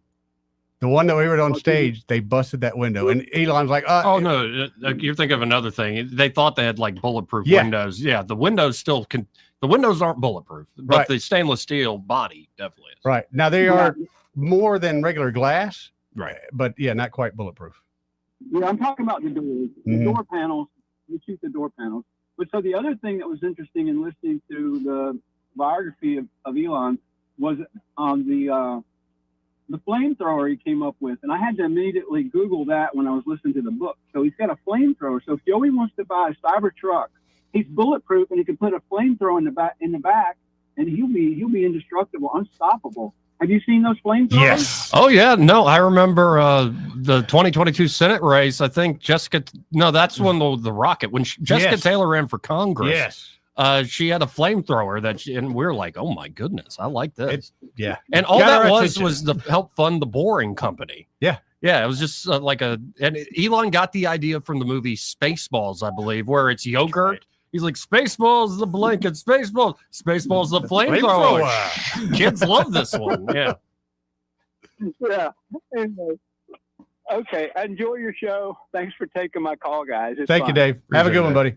This part of the program brought to you by Josh and Leslie Ryder there at Dillon Rings. And at Dillon Rings, they're ready to help you with any and all of your jewelry needs. Like I said, they're a full service jewelry shop. But if you have, say, a dream ring, have you gotten your dream ring yet? Well, Josh Ryder on Facebook says this client has. Oh. She wanted a double row of diamonds to surround Marquise. I think that's how it said. All right. I'm sorry, Josh. I don't know all these fancy names. Engagement ring. Isn't it time you got your dream ring? He's asking. Look at that. Yeah, that's 2 rows of diamonds. That is absolutely A lot of diamonds there, Joey. absolutely Need to wear some stunning. sunglasses. Beautiful. So again, if you're looking for that like dream engagement ring, and he's made several now at this point this season, get by and have it made by Josh Ryder. We'll tell you more about Dillon Rings coming up a little later. Again, they're full service shop. But if you're looking for somebody that he has so many ways of executing the idea, I'll put it that way. And he can do like a digital rendering, for instance, have it on a hand on the computer that matches your skin tone. Right. So you can sort of see what it's going to look like before he actually turns it into a reality. And it's a great process. And it doesn't have to be an engagement ring. You can, for whatever reason, if you want custom jewelry, something that's uniquely true to you, Josh Ryder can make it happen. The man's a true artist. Y'all check him out today. Just stop by 119 Brown Springs Road here in Montgomery. That's just off of Atlanta Highway, sort of the back end entrance to AUM. And be sure to tell them that Joey and Eddie, those fellas on the radio, sent you. Before we hit this break, here's Bernie Sanders. Barney. Like, it just, like, when I look at this, I'm like, what a schmuck. Seriously. Joey, this is a statesman. He could have been somebody with a spine. Oh, he he took the could money. have been somebody with some balls. Instead, he bowed down and kissed the ring of Hillary Clinton. Did he bow down and kiss the ring, or did he just take the money and go, Joey? It's just, oh. Like, even your so-called revolutionaries suck. Well, yeah. Anyway, let's listen in. This is Bernie talking about, I want to. I want everybody to think about this. Most people, we have millions of federal employees. Most people are not federal employees. And I think many people are saying, wow, that's outrageous. I really feel for these federal employees thrown out on the street. But I want you to think about this. If Musk can do this to federal employees, some of whom are in unions, some of whom work for years, what do you think he's going to be doing when artificial intelligence and robotics comes for your job? Guess what? The job you have today ain't going to be here in 10 or 15 years. And you think Musk and his friends are saying, oh, my goodness, how do we protect American workers from the explosion in technology that we're seeing? They don't give a damn about you. If this is what they could do to federal employees, think about what they could do to people in the private sector. Well, the problem is, Bernie, is you want everybody to be a frickin' federal employee. Are they not trying to use the same verbiage that was used during the Biden administration when we said, look what they're doing to Trump? If they're doing that to Trump, look what they can do to you. Have they not just grabbed that script and tried to flip it for their own good? Screw Bernie. Schmuck. Hey, let's go to line one. You're on there. Who's this? Hey, this is East. Hey, East. Look, I was just I just got back in the truck and I missed the stock report. What's going on with the S&P today? It's at down 3.25% right now. But it's actually it's gone up since we were since we came Went on on air. air, Right? yeah. Yeah. So it went down and it went up again. Yep. That's what But the it's market still tends to it's do. still down for the day. Yeah, it sounds like some of the girls I used to date. I like that. Ooh. No, I just meant attitudinally. Okay. Oh, okay. whoa, I got you. Yeah. I'm sure she's very popular. Right. Yeah, well, I don't have to worry about them listening to this station. They're far away. All right. Well, See? hey, I appreciate it. Thank you, East. Take care, brother. Appreciate it. Yeah, I always remember this moment sitting around the kitchen table at my aunt and uncle's, and it would be the whole family, and they'd be going over stuff. And somebody brought up, "Did you see this study that like 85% of young girls will now do that on the first date?" And my Uncle Dave just goes, "Oh, the other 15% get dates." Your stories are so much different than mine. Mm-hmm. My brother-in-law, I brought a girl home one time, and he made it loud to everybody. That girl don't have no panties on. How did he know? She had a type. You know, there's a type. She was the type. Yeah. Like, honey, learn to She didn't blush either. I blushed. Honey, learn to sit correctly. I blushed, but she didn't. She's sitting over there like a mechanic, like on his lunch break. She had spandex on. Oh, God. And Oh, but by the way, yeah. she was super hot. Super hot. That's great. But yeah. Still a little bad. Well, you don't, Mike, you don't You ain't say, got no you don't say panties that on. in front of my mom and everybody. Hey, we got to hit a break first. Moving on from that as quickly as possible. We'll get back to more of, I guess, the politicking and whatever is going on in the world in just a second. See how I'm trying to put distance between that story and But I'm just showing you the difference between our Right, families. right, you know? yeah, you know, it's called class. Is that what that is? I'm learning.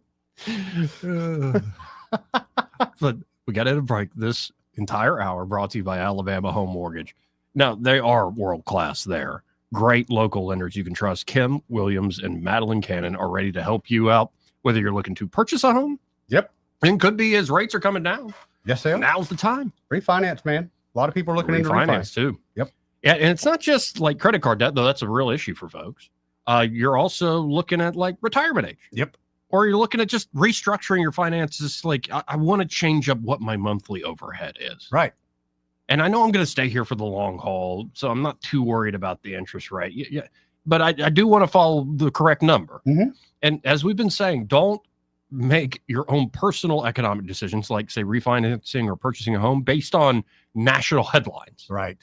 Instead, call up the true professionals there, Kim and Madeline at Alabama Home Mortgage, and they can talk you through it. Get to know you, understand your goals, and they'll get you the best possible deal. And especially if you're a veteran, they know the latest with the VA home loan programs. And it's something that it's in their heart. It's in their blood, helping veterans out there at Alabama Home Mortgage. So y'all call them up today. Just starts with a conversation at 567-4223. That's 567-4223, or visit them on the web at myalabamahomemortgage.com. There is a difference in mortgage companies. Let Kim and Madeline prove that to you today. NMLS number 1586368. An equal housing lender. Want to carry News Talk in your pocket? Download the News Talk 93.1 app from the App Store. Available on iPhone and Android. Never miss a moment. Download now. Rich Thomas weather, a service of Wiley Sanders Truck Lines, where over-the-road dump truck drivers are needed right now. Home twice a week and every weekend, must leave early on Sunday with Blue Cross Blue Shield. Call them now at 855-777-9785. Rich Thomas weather. Well, hi, everybody. It's a good forecast for today. The warmest day of the week with a high temperature up to about 78. Good bit of sunshine, clouds increasing later. Then, as the front approaches, a line of showers and maybe some stronger storms perhaps moves through in during the evening hours tonight. Some of the storms could have some damaging wind gusts. Low temperature tonight, 54. Then the high temperature tomorrow only up to about 70. So a little bit of a temperature setback, but a good bit of sun. Saturday's high only 67, but a storm-free weekend. That's good news. Nights will be chilly, but will warm up Sunday to a high of about 75.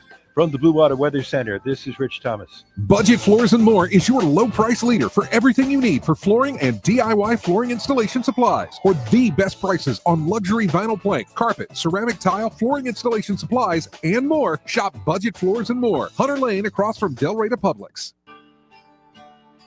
What's your biggest investment? More than likely, it's your home. So treat it that way when you hire a painting contractor. At PBS Painting, there are no gimmicks, no $99 specials. Just quality painting and someone who treats your home with the same respect that you do. At PBS Painting, we have been painting for years and look forward to many more years to come. With PBS Painting, the job gets prepped properly, whether it's cleaning, scraping, or priming. We always use quality products, which is a must for a quality paint job. So if you're looking for a painter that doesn't need upfront money and is on the job at all times, then please give me a call.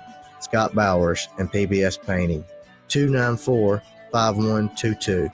That's PBS Painting, 294-5122. Look at some of our work on Facebook at PBS Painting Montgomery. Mr. Electric. I've been doing electrical work for 8 years, 7 years, 6 years, 23 years. I love troubleshooting. It's one of my passions. Electrical is all I do, unless my wife asks me to do something at home. Together, there's nothing that we can't figure out or accomplish. We've seen it all here at Mr. Electric. Going in with the confidence to know it doesn't matter what I'm going to run into, I'm going to figure it out, and confidently telling that customer, we got you taken care of. Mr. Electric, the power to make things better. Are you tired of the mainstream media's biased reporting? Do you want to stay informed on the news that really matters to you? Look no further than 1819 News. At 1819 News, we bring you the latest in Alabama news, politics, sports, culture, and more. We've assembled a team of journalists with Alabama values dedicated to the truth and the truth alone. Visit us at 1819news.com today. That's 1819news.com. Subscribe to our newsletter. Honest News, Alabama Values. This hour of news and views is brought to you by our good friends at Alabama Home Mortgage. Alabama Home Mortgage, 567-4223. Visit them on the web at myalabamahomemortgage.com. NMLS number 1586368. An equal housing lender. This hour of news and views is brought to you by our good friends at Alabama Home Mortgage. Alabama Home Mortgage, 567-4223. Visit them on the web at myalabamahomemortgage.com. NMLS number 1586368. An equal housing lender. The River Region's News Talk Station. News Talk 93.1. WACV. News Talk 93.1.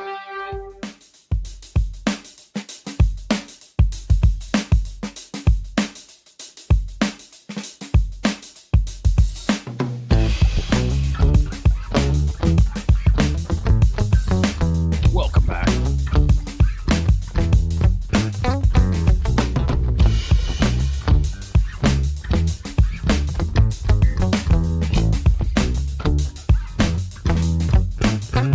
I'm just checking out the news here real quick, see if we missed anything. I don't believe we have. Yeah. But I want to go back to this cabinet meeting that just went down. And let's talk about my former arch nemesis, Rubio. Rubio! He's actually grown on me. It's Grown an on you. amazing change. You might see me wear a T-shirt here in a little bit promoting the guy. He's gone from what I thought was a henpeck individual to a leader. What does that mean? You know, he kind of henpeck tells him what to do, kind of thing. Oh, like yeah. To what he is now, which he's going around laying down the law, and he's able to say that big orange guy behind me, he's got my back. Well, let's listen in. This is Rubio, he's kissing my ass. No, I love that. Let's listen into it.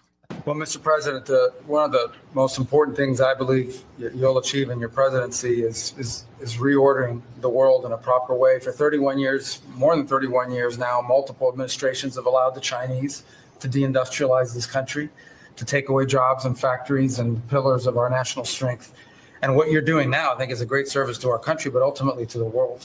And I want to congratulate you and your team that's working on that, because that has extraordinary geopolitical implications, as you see from all of these other countries that are now coming here and wanting to join something that actually makes it's crazy to allow these. I mean, basically, we lived in a world where Chinese companies can do whatever they want in America, but our companies cannot do anything over there unless they allow it. And even then, they steal our stuff and reverse engineer it. So just reordering all of that has dramatic implications on peace and security of the world. So we thank you. An important meeting, thanks to you, is going to happen on Saturday for the first time in a long time. There'll be direct talks between Ambassador Woodcock and a top-level leader in Iran. We hope that'll lead to peace. You've been very clear what Iran is never going to have is a nuclear weapon. And I think that's what led to this meeting, and we'll wait for him to come back from it.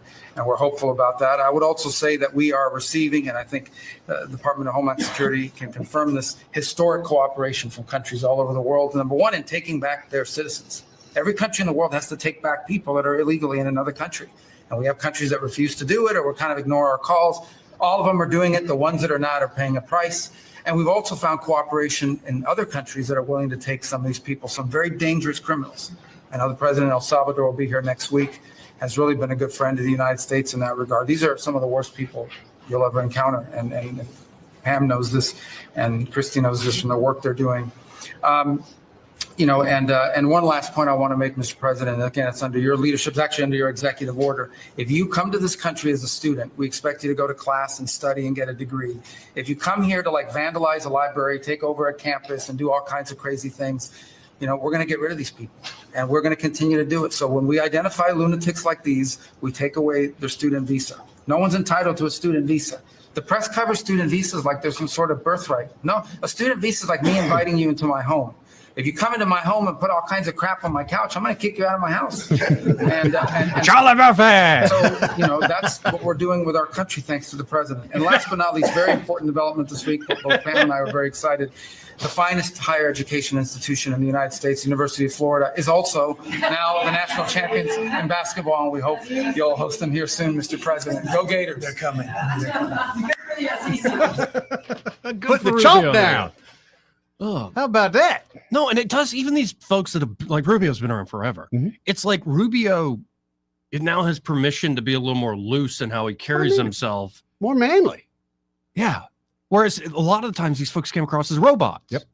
Like I don't, and now they seem to have the security of the job, and I mean we'll see. I wonder who is the first that's gonna either leave or be fired. I don't know.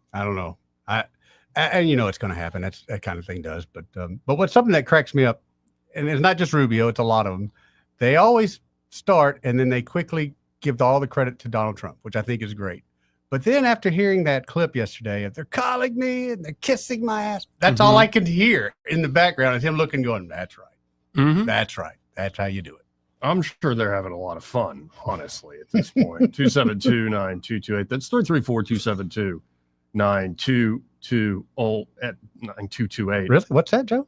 No, I was like, Larry Kudlow looks old. Is what the thought that popped up in my head. We're getting older, Joey.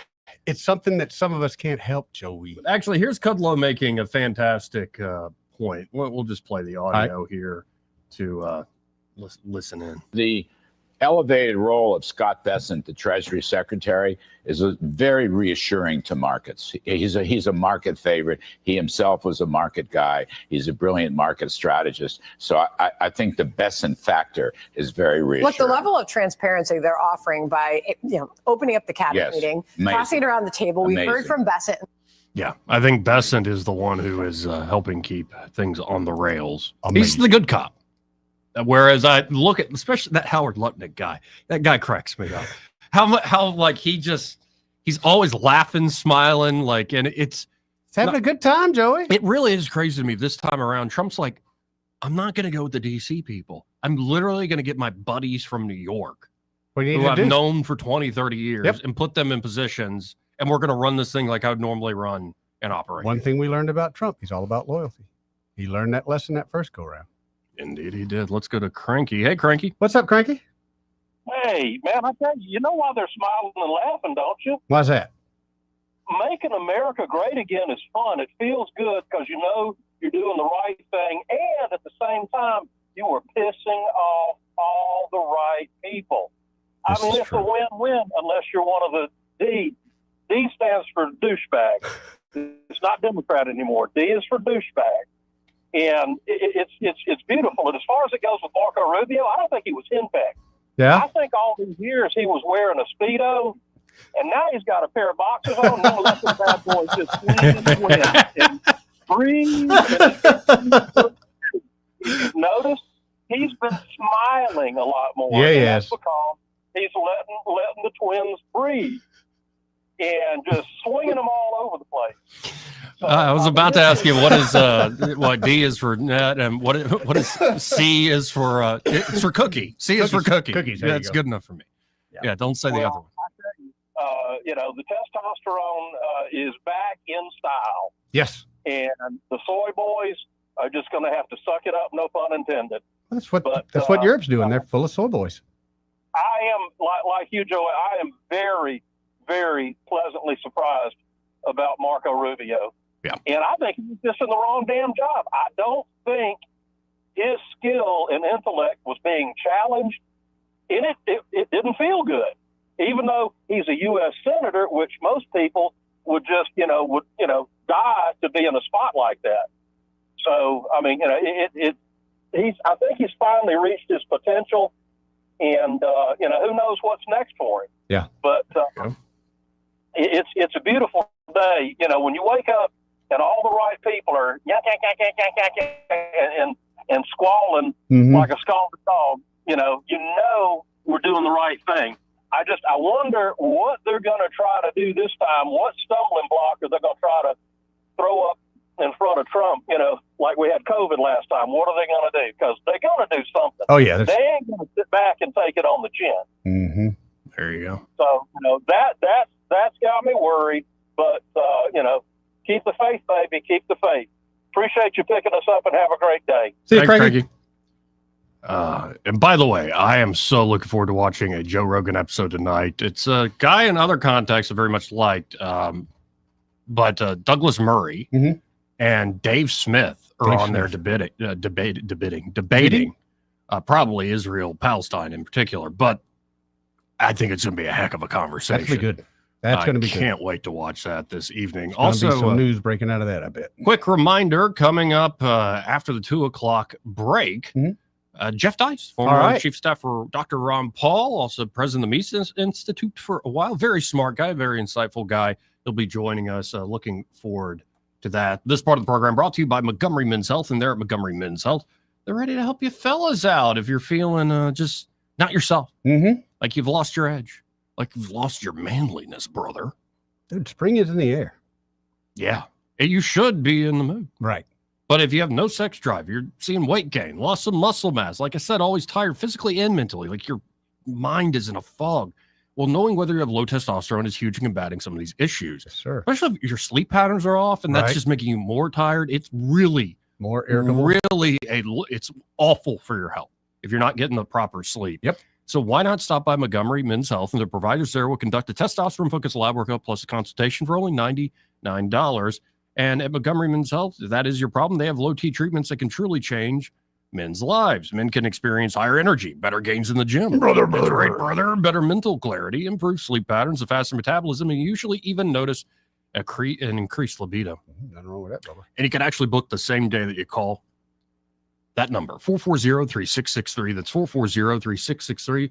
Or you go to MontgomeryMen'sHealth.com to book your appointment today. He may not know whether he's coming or going, but whether you're going to work or coming home, Greg Budell is there. Mornings 6 till 9 and afternoons 3 till 6. Only on News Talk 93.1 FM WACV. Hi, this is Bo Goodson from the Goodson Group with your Real Estate Minute. You're thinking of selling your home. Here are several ways to improve the look of your home and possibly the value. Number one, improve the curb appeal with trim bushes and cut the grass. Repaint the exterior where needed, and if needed, paint your front door. Number two, declutter the inside of the home by removing items that are not needed off countertops, dressers, and the den. Three, paint walls and trim where needed with a fresh coat of paint in a light color that will show off your home. Four, clean your oven and microwave inside and out, make it shine. Number five, professionally clean carpets or shine the wood floors with a polish or Bona. Six, clean out all closets or unwanted clothes, shoes, belts, hats, and donate them to a local charity. Finish any leftover repairs now, doorknobs, light bulbs, and closet doors. For a complete list and an in-person evaluation and consultation, call Bo Goodson from the Goodson Group, 221-2883 or 551-0225. This hour of news and views is brought to you by our good friends at Alabama Home Mortgage. Alabama Home Mortgage, 567-4223. Visit them on the web at myalabamahomemortgage.com. NMLS number 1586368. An equal housing lender. Is your business feeling the heat of cyber attacks?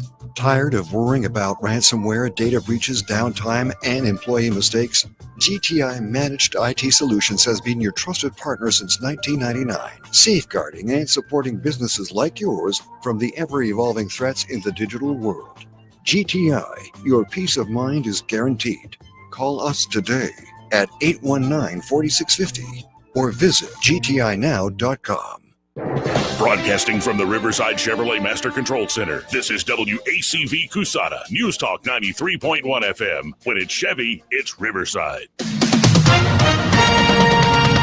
With SRN News, I'm John Scott. House Republicans approved their budget framework, the bill central to President Trump's agenda of tax breaks, spending cuts, and mass deportations. There are still more votes ahead as lawmakers draft a final package in the weeks to come. Slightly more Americans filing for unemployment benefits last week, but the labor market remains broadly healthy despite an ongoing trade war. Jobless claims inched up by 4,000 to 223,000 for the week ending April 5th, according to the Labor Department. In consumer news, U.S. egg prices increased again last month to reach a new record high of $6.23 per dozen, despite a drop in wholesale prices and no egg farms having bird flu outbreaks. And the prices reported in the consumer index may not decline until after Easter because of high demand. This is SRN News. Wesley Financial Group is not a law firm. Hi, I'm Chuck McDowell, the timeshare cancellation guy and founder of Wesley Financial Group. And I want to set the record straight. I am not an attorney. I've never wanted to be an attorney. And the truth is, I really don't even like attorneys. If I sound like an attorney, I'll apologize. But what I've learned in my 15 years in the timeshare cancellation business is you don't need to be an attorney to get folks out of their timeshare. At Wesley, we've helped over 40,000 families cancel their timeshare, and I want to share with you how we do it. Just give my office a call. I guarantee if we take you as a client, we'll get you out of your timeshare or you'll pay nothing. Attorneys, this was meant to be funny, so please don't sue me, especially my friend Kenneth from Black River Falls, Wisconsin. Call now for your free timeshare exit info kit. 800-613-5454. 800-613-5454. 800-613-5454. Weather, a service of H&H Carpets, where right now, get a load of this. Listen close. You got a house full of carpet for $19.95 installed. Unbelievable. They're located at 6450 Atlanta Highway, just across from Walmart. Rich Thomas weather. Well, hi, everybody. It's a good forecast for today. The warmest day of the week with a high temperature up to about 78. Good bit of sunshine, clouds increasing later. Then, as the front approaches, a line of showers and maybe some stronger storms perhaps moves through in during the evening hours tonight. Some of the storms could have some damaging wind gusts. Low temperature tonight, 54. Then the high temperature tomorrow only up to about 70. So a little bit of a temperature setback, but a good bit of sun. Saturday's high only 67, but a storm-free weekend. That's good news. Nights will be chilly, but will warm up Sunday to a high of about 75. From the Blue Water Weather Center, this is Rich Thomas. 1819 News. Secretary of State Wes Allen was in Washington, D.C. this week to testify to a House Committee on Elections. Allen was there with 3 other secretaries of state to detail the election successes and challenges that occurred in the 2024 elections. Our voter file, which was a bloated mess on the day I took office, is now the most accurate record of eligible voters our state has ever had. However, 2 major hurdles remain. However, obtaining access to the Social Security Administration's National Master Death Index was absurdly time-consuming and overly burdensome. Second, my efforts to gain access to non-citizen data held by the United States Citizenship and Immigration Services were repeatedly denied by the previous administration. Fortunately, President Trump's EO directed DHS to cooperate with states to eliminate non-citizens from our voter file. I'll be back with more Alabama stories after this. Did you know that 70% of people experience a potentially traumatic event in their lifetime, and that 6 out of every 100 adults face PTSD every day? Help us bring hope to these survivors by signing up for your Alabama Distinctive PTSD Awareness license plate today. The great thing is you can sign up no matter when your current plate renews, and the first year is complimentary. All you need is your VIN number on hand. Drive awareness, drive hope, and customize your plate today at atease.org. The FBI has made an arrest in Mobile in regards to a lottery scam. One woman has been taken into custody and charged with mail-in wire fraud. Sheikah Walcott is accused of taking part in scamming elderly victims nationwide by convincing them they'd won the lottery and had to pay taxes on their winnings. 10 other people from Jamaica are also being charged in this case. Investigators believe that the scammers were able to get $200,000 in response to their fraud. I'm Andrea Tice.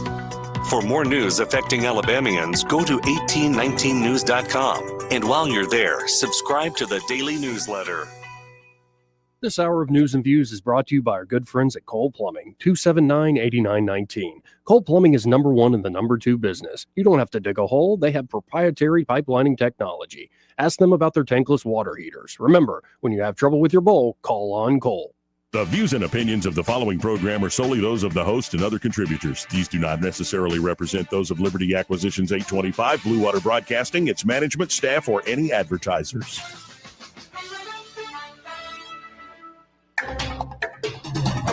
It's time for Montgomery's conversational radio show. It's News and Views on News Talk 93.1 FM. To join the conversation, call 272-9228.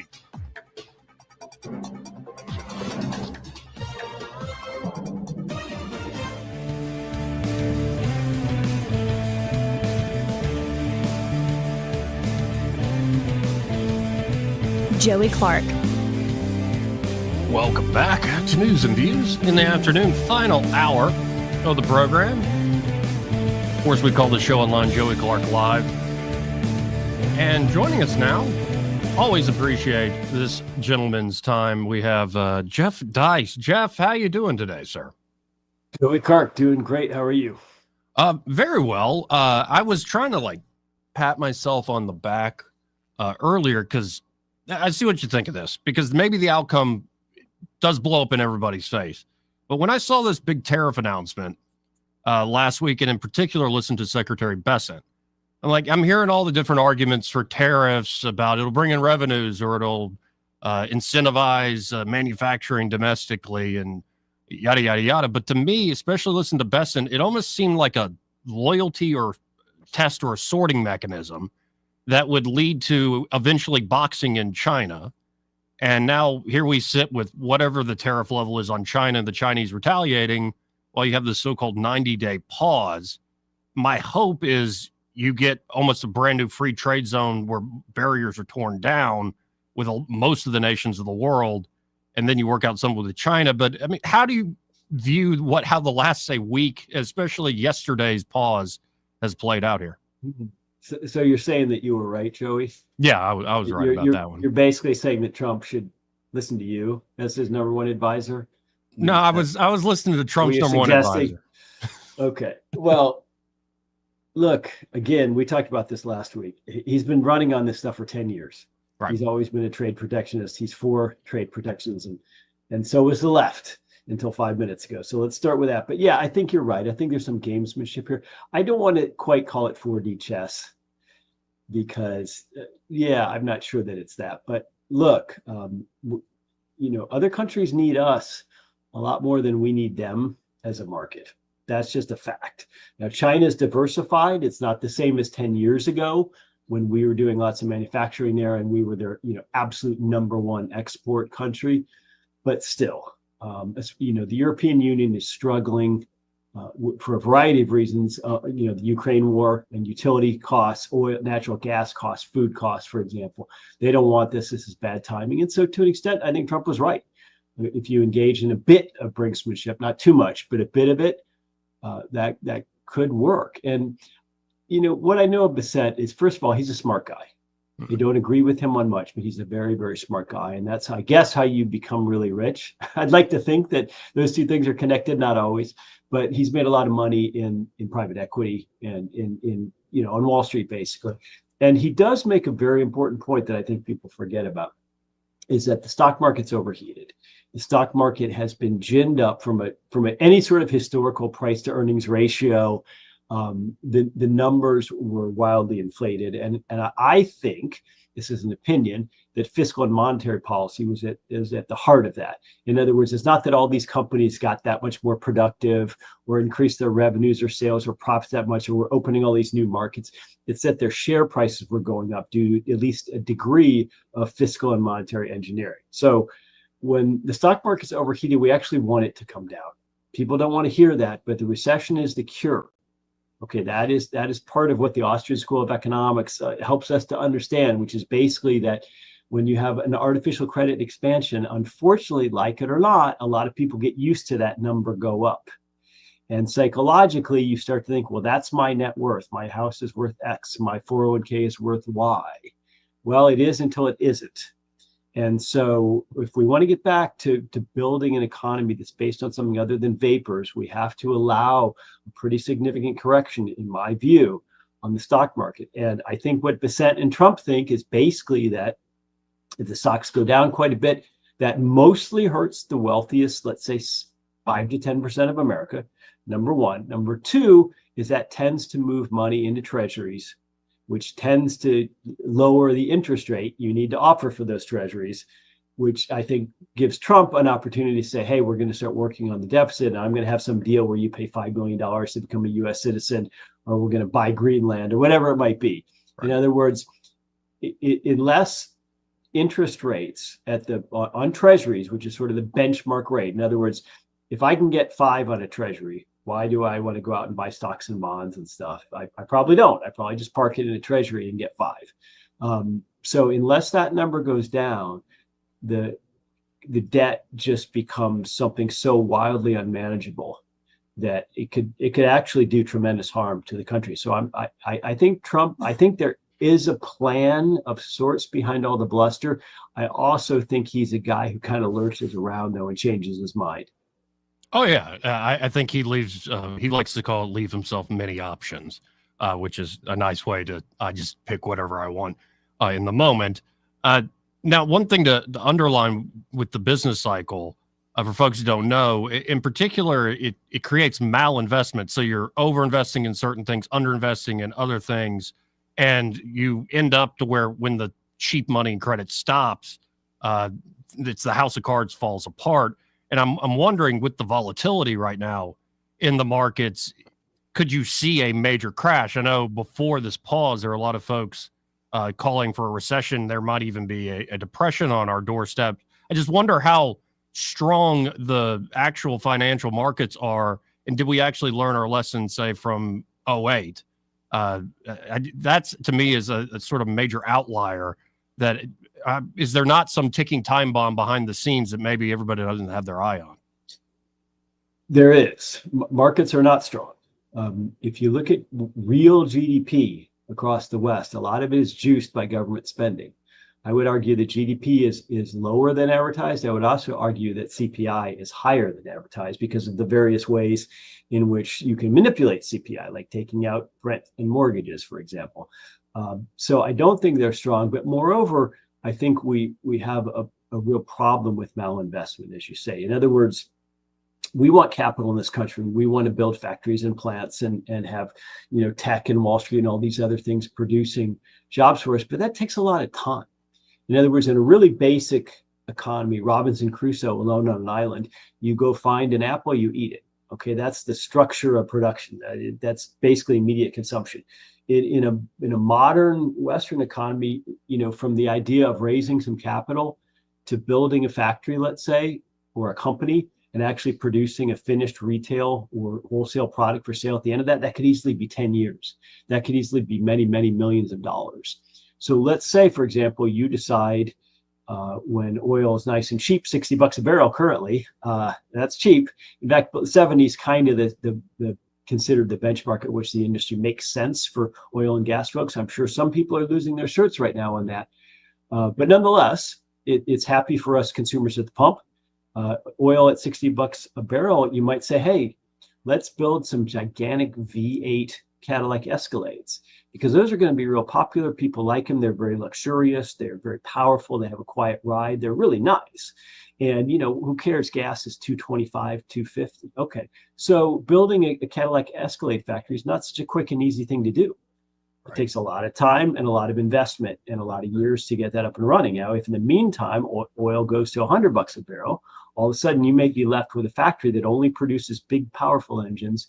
And, when people are trending towards electric cars, all that money you put into that, we could say is a form of malinvestment, in the sense that you looked at market signals at the time and you invested your money in something that isn't profitable. Now, that's risk. We want capital owners to take that risk. We don't want that risk to be spread out of society. We want the people who could get rich to also be the people who could lose their shirts. But it's when government intervenes in all this through monetary and fiscal policy and distorts the signals, that's when we start to worry about malinvestment. And I think I believe it's Warren Buffett who's credited with this famous saying that when the tide goes out, we find out who was swimming naked, right? They have their trunks on. And I think it feels like we're something close to that. Even pretty mainstream people like Ray Dalio are talking about, recession signals. And look, from a purely political perspective, if you're Trump, you want this early in your term, not late. So I'm very worried about the markets, and I personally really don't like equities. At the moment, I don't know. If I knew, I'd be out there shorting or longing, whatever. But at the moment, I'm just sticking in these really easy treasury ETF type funds that big firms like Vanguard offer. I'm not promoting or touting any particular firm, but simply because I can sit there and get 4 or 5% without having to worry or think much about it. Makes a lot of sense to me. Again, folks, we're talking to Jeff Deist. You can always follow him on X, or is it formerly Twitter, at Jeff Deist. It's Twitter. I shall go to my grave calling it Twitter. But, Eddie and I, we're old school. Joey's a youngin'. Yeah, I like the cool new hip thing. But, on all the talk, and it is fascinating to see the conversation about trade and the conversation about economics at this big, ridiculous splash of throwing all this tariff wall up has started. And one thing I like seeing pop back up online is often folks will point to NAFTA, especially folks around here that were in the textile industry. NAFTA's when, as Ross Perot said, that big sucking sound starts and you see all these things move off and they start talking about trade deficits and whatnot. But I've seen folks look to that moment where Nixon goes out of the gold window, off the gold window in 1971. And I like the idea that it's not just, international trade and globalism and these international supply chains that was really the problem. It's that we didn't have sound money. That we very, very well could have had more international supply chains without this major loss to Americans. I mean, how much do you think the fiat system, the lack of sound money, plays into the decimation of, say, the working class here in the United States? I think it's huge. I think it's way bigger than trade. Seyfried Ammous, who's the author of a bunch of books on economics and Bitcoin, talks about this at length, that it really is the fact that the dollar itself is losing so much that causes a lot of things to happen, but to be offshored, whether that's manufacturing in China, whether that's buying from China, whatever it might be, that the dollar is really at the core of it. And if you look at that 1971 breaking point, right up until that day, until that year, 71, if you look at US GDP, and if you look at U.S. federal debt, they tracked pretty close. In other words, it took a certain amount of GDP to support or to sustain, or maybe justify is the word, a certain amount of government debt. And since 1971, those two lines have enormously converged. In other words, debt, not just in real numbers, but as a percentage of GDP, has risen dramatically since then. And so I really think it was a fork in the road.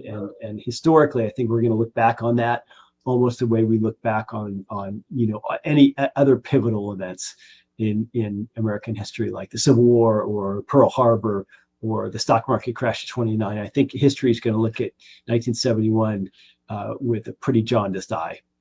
Yeah, and we were talking earlier just on a small, like a micro level, how people don't live in the same homes as their parents, or it does seem like there's always the short-term new thing.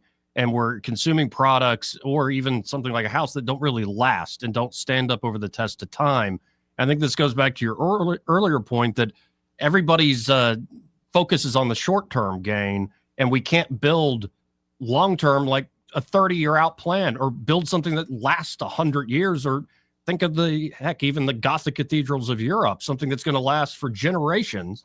It seems like we don't do stuff like that anymore. Why? Well, it's absolutely true. I mean, there's a lot of anecdotal evidence of this in the construction trades. I know that Eddie knows this. If you look at homes that were built early in the 20th century, when it's remodeling or whatever it might be, oftentimes people are just absolutely astounded at the level of quality and craftsmanship and how those homes last versus, let's say, a new build today. You can go out there and spend $500,000 and start looking around the rafters and the insulation in the attic and everything, and find some pretty shoddy work. So I do think that when government depreciates the currency, I know this sounds a little esoteric, but that it does have a civilizational effect. In other words, people start preferring the here and now to the future. People start saving less. I think that's absolutely true. It's a cultural phenomenon as much as it is an economic one. And boy, oh boy, if we want to understand some of the rot in America, I think the best place to start is with the dollar itself. Now, before I let you go, I'm looking forward to, I'm going to put it on as I'm making dinner for my grandfather tonight. We're definitely watching it. Apparently, Dave Smith and Douglas Murray were just on Rogan. I'm getting people texting me saying it's a train wreck out of the gate for Murray, and you got to watch this, man. For folks who don't know who Dave Smith is, could you sing his praise? Could you tell folks about Dave Smith?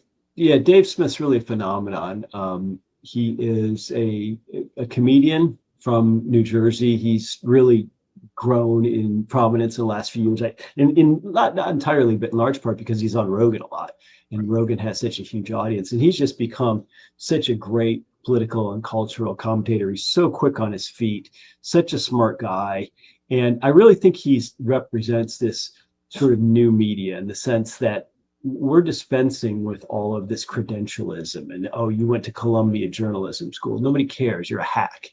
You're Jake Tapper or something. I'd much, Dave is incredibly informed, incredibly well read, and most importantly, he's not boring.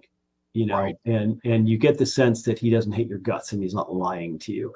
So the old media hates this. They hate these sort of internet creations, these people who came out of nowhere and didn't go to the right schools or have the right credentials.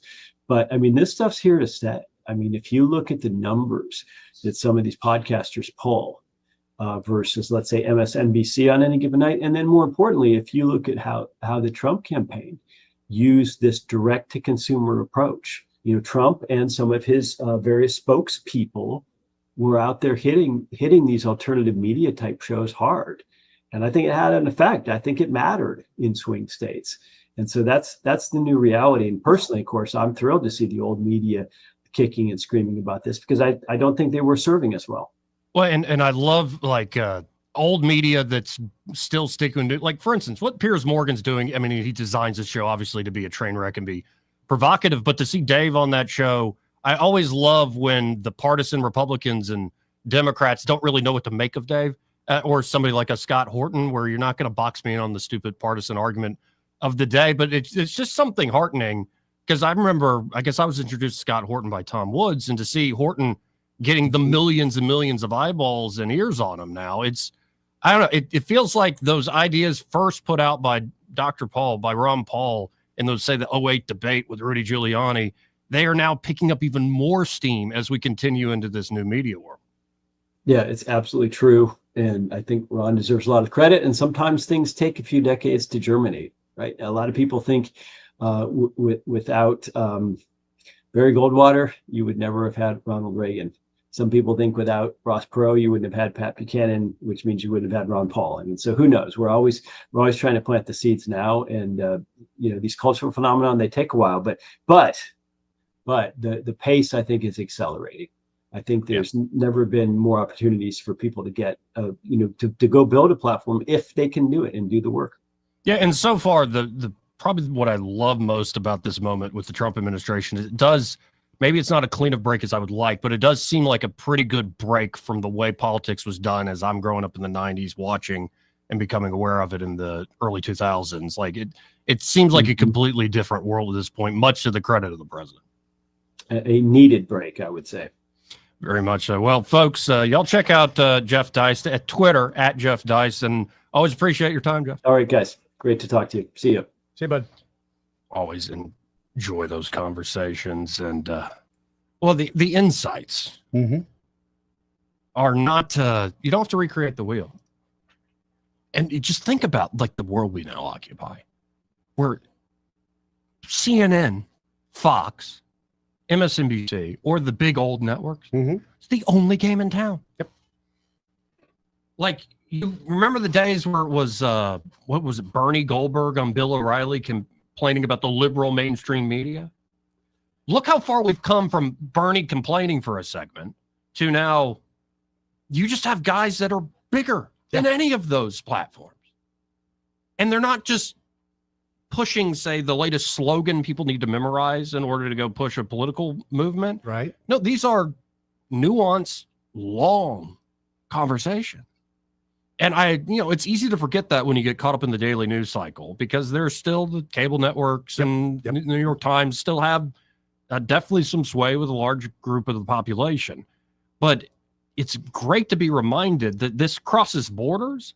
This crosses, state borders, and like you get commentators from all over the world now that get on these platforms, and it just seems like we're actually engaging again. It's not this scripted, paint by number, bought and paid for corporate product that's being shoved down everybody's throats. You actually get real diversity of options and products and conversations. And I love that the philosophy I at least fell in love with early on, libertarianism, that's a big word that can mean all sorts of things. And ask any libertarian about another libertarian, they'll say that they're not a libertarian. A true libertarian. And as much as folks might be like, well, he's defending the Trump guys and the status quo, I'm like, no, I'm more just going along for the ride. I've started to realize, I remember my dad, and I wrote about this a few years back, my dad and grandfather, granddaddy and dad would argue like crazy. Every time we get together on the back porch, they'd be smoking cigarettes, and dad would watch Fox News, like fall asleep to Bill O'Reilly. So even when the repeats would come up, he's got Hannity and O'Reilly and all these stuff as he's dreaming. And I'm like, that's not good for your health. Built-in talking points. Yeah. Whereas his dad, my granddaddy, would watch CNN. Oh, you had the oil and water thing. So they would jump in, and I remember almost getting frustrated with both of them. I'd be like, guys, like that Dumb and Dumber scene. Like, are either of you elected to office? I was going to ask you, did you ever say, does it matter? Yeah, no, this is essential. I'm like, y'all are, and then I kind of realized, oh, they're just having fun. They like getting a rise out of each other. And actually, that's worth more than any particular political thing they said. That's you and I, 90%. Oh, yeah, no. And I tell that whole story again to say I'm embracing. That's partly, I think, my fate. Like, of course, we're going to argue about things absurdly.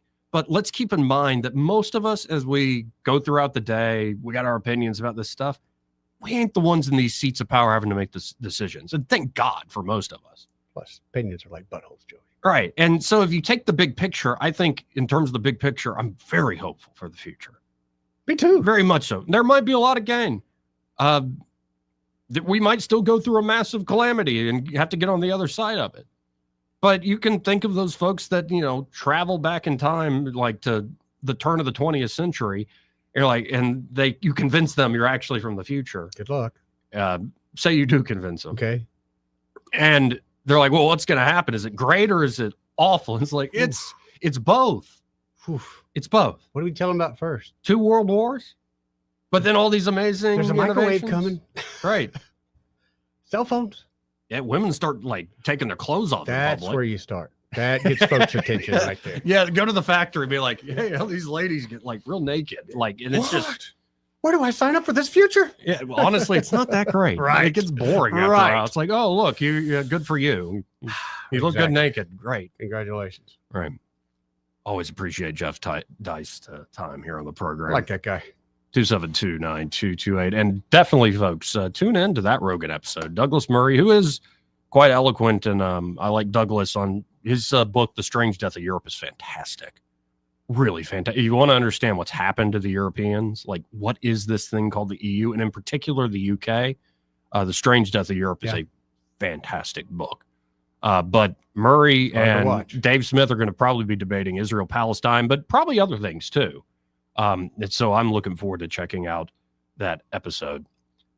272-9228 if you want to get in on the conversation. This part of the program brought to you by Pest Pro Services. And they're at Pest Pro. Ashley and that fantastic team are ready to help you out with any and all of your pest control needs. You can get basic service, right?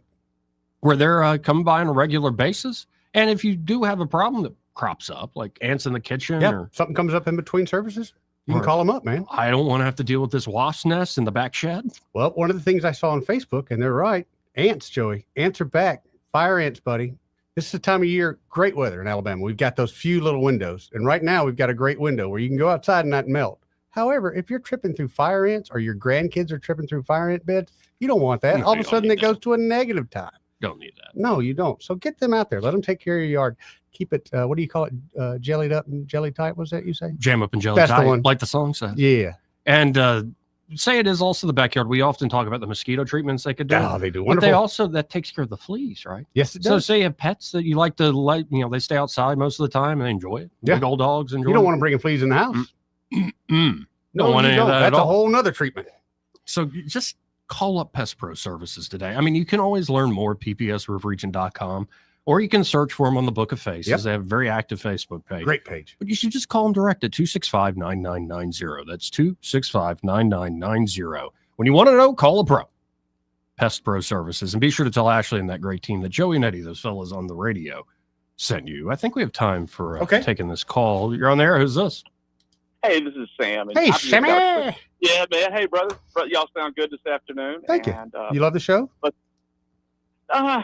it's the whole Joey thing. Oh. You know, if we could find a... We're I trying. love the show, absolutely. We're trying. And personalities are top notch. And if they weren't, I'd be mean. Can you hand Hey, me that guys. little pen? That feels better in my hands. Used to that. Huh? Thank you. He's done. Well, the other one, and my other pen ran out of ink. Oh, yeah. It Gonna write stopped. me up, Joey. You gonna put some ink on me, brother? Gonna write you up. me That's right. Office referral. Gonna take my money. That's how you get my attention. Hey, listen, Yeah, I'm going to start putting on his foot. He stole my cattle. Oh, no. Hey, that's a hanging offense. That's brother. right. That's right. Hey, swinging in the breeze. Mhm. Why in the world? Oh, I like. I'm just gonna throw it. I listen to the YouTube. I search YouTube videos. It's really convenient. I've said it. Anybody hadn't experienced it, and the big part of it is just to find out the real news. Find out what's happening. You want to see what's happening in UK? You're not going to find out through our news what's happening there or around the world. It's been really convenient, and no commercials. That's nice. But that's nice. I was going to say also, like the Benny show. I like this guy. Benny does a Benny podcast. Johnson? Yeah, that's him. Mhm. And he is taking advantage of the AI. The AI now has gotten really good, so you can dress up your podcast and just the little things he does, but still is getting the information out. What I was getting to, he canvases X for me. I can look through X, but there's certain individuals, and he comes to the top of my mind, but that will comb through X and put in constant database, make a database of whatever you're interested in. I think that makes the most sense. Anyways, I was just wound up and crazy, but I heard that earlier, and it's just it is, man. CBS has got like what 20 billion in debt hanging on it. Oof. They're probably gonna go under. ABC could be looking for a new. Yeah, man. So they say they're just bitter, just absolutely. Yeah, real bitter. Bitter party. Along. All right, I'm mumbling. Let me go, but Appreciate it, Sam. See you, Sammy. yeah, y'all will help me stay sane today. Well, that's good to hear. Because everybody around me is stupid and crazy, and it's driving me up the wall. Sorry. Thanks, Sam. See you, Sammy. Sorry. 272-9228. There's a clip that just dropped. I'm not going to play it. I'll just read it. A reporter yelled out at that cabinet meeting. Yeah. China retaliated today by reducing the number of American films that can be shown there. What's your reaction to them now targeting cultural exports? Trump, I've heard of worse things. Thank you. Good Lord. They're not playing our movies, Joey. Yeah, they are. They're stealing them, and they're just selling them without you getting anything from it. Well, and here's where I'm coming from. Again, the ideal world is we get down a lot of trade barriers everywhere. Yeah. Maybe you'll get the so-called Mar-a-Lago Accords, and it's this huge free trade zone, and yada, yada, yada, yada. We'll see how it plays out. We're more spectators than we are participants in this whole game. True. Enjoy the show. Don't panic, especially if you got money in the market. This is not the time to be playing around. Don't panic. But you remember all those moments because like where China essentially has this veto on certain entertainment and culture? Oh, yes. Like the NBA was a good example. The NBA's taking all that Chinese money to where they wouldn't criticize certain things. Yeah. And some of the movies that they do play over there have been heavily edited. Oh, yeah. Well, I don't think they had to remove like a whole thing from Top Gun Maverick. Mm-hmm. Yeah. And it's like, well, and a lot of people are also reacting to this news that China is saying, no, we're going to cut down how many American films are shown here. Oh, no. And folks are like, Hollywood still makes movies? I thought it was just all Bollywood. You ever watched any good Bollywood movies? I've never gotten into Bollywood. Very, you remember kung fu movies from back in the day? Sure. A little bit elevated. Okay. It's no, good. I've It's funny, seen like the memes of it and, Yes. and clips from Bollywood movies, and Yes. they're crazy. They're fun. very but- crazy. Yeah. Huh. No, and it's just With hair like you got too, you would do really good in Bollywood. Yeah. I'd have to get a tan though. Maybe a little bit, but that's good hair for Bollywood. Good Bollywood hair. Yes. All right. Anyway, you want to hit this break? We'll do it. All right. We'll be right back. I'll stay. Want to carry News Talk in your pocket? Download the News Talk 93.1 app from the App Store. Available on iPhone and Android. Never miss a moment. Download now. Jenny King, the king of clean, delivers reliable, high-quality commercial cleaning services through a proven franchise model that empowers local business owners. Jenny King's franchise owners receive the training, support, and resources needed to succeed, while clients benefit from tailored cleaning solutions backed by a global brand. Jenny King ensures consistent results, trust, and success for everyone we serve. Go to JennyKingCleans.com and find out how we can help you. That's JennyKingCleans.com. Jenny King, the king of clean. Since 1966, Alabama Sheriff's Youth Ranches has been more than just a place to stay. It's been a place to belong. For children facing hardships through no fault of their own, our ranches provide more than shelter. We offer a warm home, a loving family, and a future filled with hope. With open arms, we welcome these young hearts, giving them the love, structure, and guidance they need to heal, grow, and thrive in a warm Christian environment.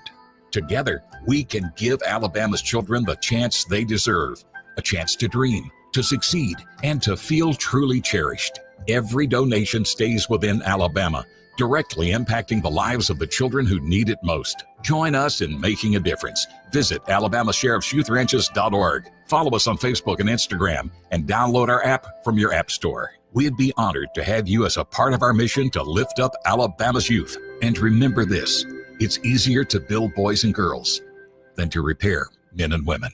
Adams Drugs has been committed to the healthcare of the people of the River Region for over 62 years. We value the trust each customer has in our pharmacists, techs, and entire staff. If you have not experienced the difference of Adams Drugs and are not satisfied with the customer service that you get in the big box stores, we invite you to visit any of our locations and see how committed we are to your satisfaction. Adams Drugs offers a variety of services that you will not find in all pharmacies in the River Region. Personalized compounding, area-wide delivery, wellness screenings, immunizations, medication consultations, and specialized packaging, just to name a few. Visit us at our website, adamsdrugs.net, and find the location nearest you. Adams Drugs has 12 convenient locations to serve you. Your satisfaction is our number one goal. Adams Drugs is your local Health Mart pharmacy. Health Mart, taking the time to listen and care. This hour of news and views is brought to you by our good friends at Cole Plumbing, 279-8919. Cole Plumbing is number one in the number two business. You don't have to dig a hole. They have proprietary pipelining technology. Ask them about their tankless water heaters. Remember, when you have trouble with your bowl, call on Cole. Hi, I'm Cheryl Woodward, account executive with Blue Water Broadcasting. Why should you advertise with us? Radio is an active medium. It can create immediacy, driving shoppers to a specific store, brand, or to take a specific action. Radio ads engage with the audience in a personal and unique way.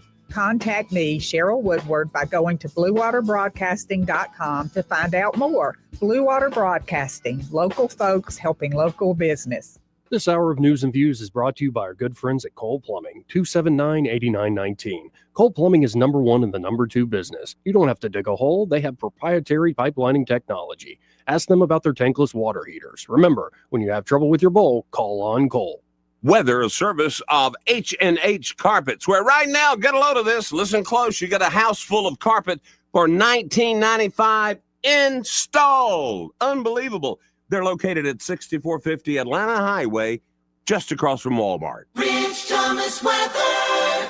Well, hi, everybody. We're going to be radar watching this evening and tonight as a line of showers and storms out ahead of a frontal system sweeps through the area tonight. A couple of the storms could be strong with damaging wind gusts possible. Then cooler overnight, low 54. Friday's a nice day, but cooler, a little brisk with a high temperature up to about 70. We'll be back to the low 40s on Friday night. Saturday, well below normal, but sunshine 67. Then a nice little warm up on Sunday with plenty of sun and a high around 75. From the Blue Water Weather Center, this is Rich Thomas. You can make your ASC loan payments from your phone anytime, anywhere. It's quick and easy. www.yourasccu.com. Federally insured by NCUA. ASD Credit Union. Your life, your cause, your ASD. Live local talk. The River Region's only 24-hour News Talk FM station. News Talk 93.1 FM WACV.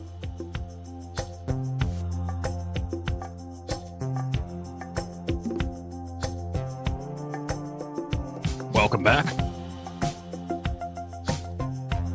This part of the program, again, brought to you by Josh and Leslie Ryder there at Dillon Rings. Earlier, we told you about the custom design work Josh Ryder can do. The guy really is amazing. It could be an engagement ring. I think this is the third engagement ring he's custom designed for somebody here in this season. Well, let me just go ahead and put it out there. I hope you do know less.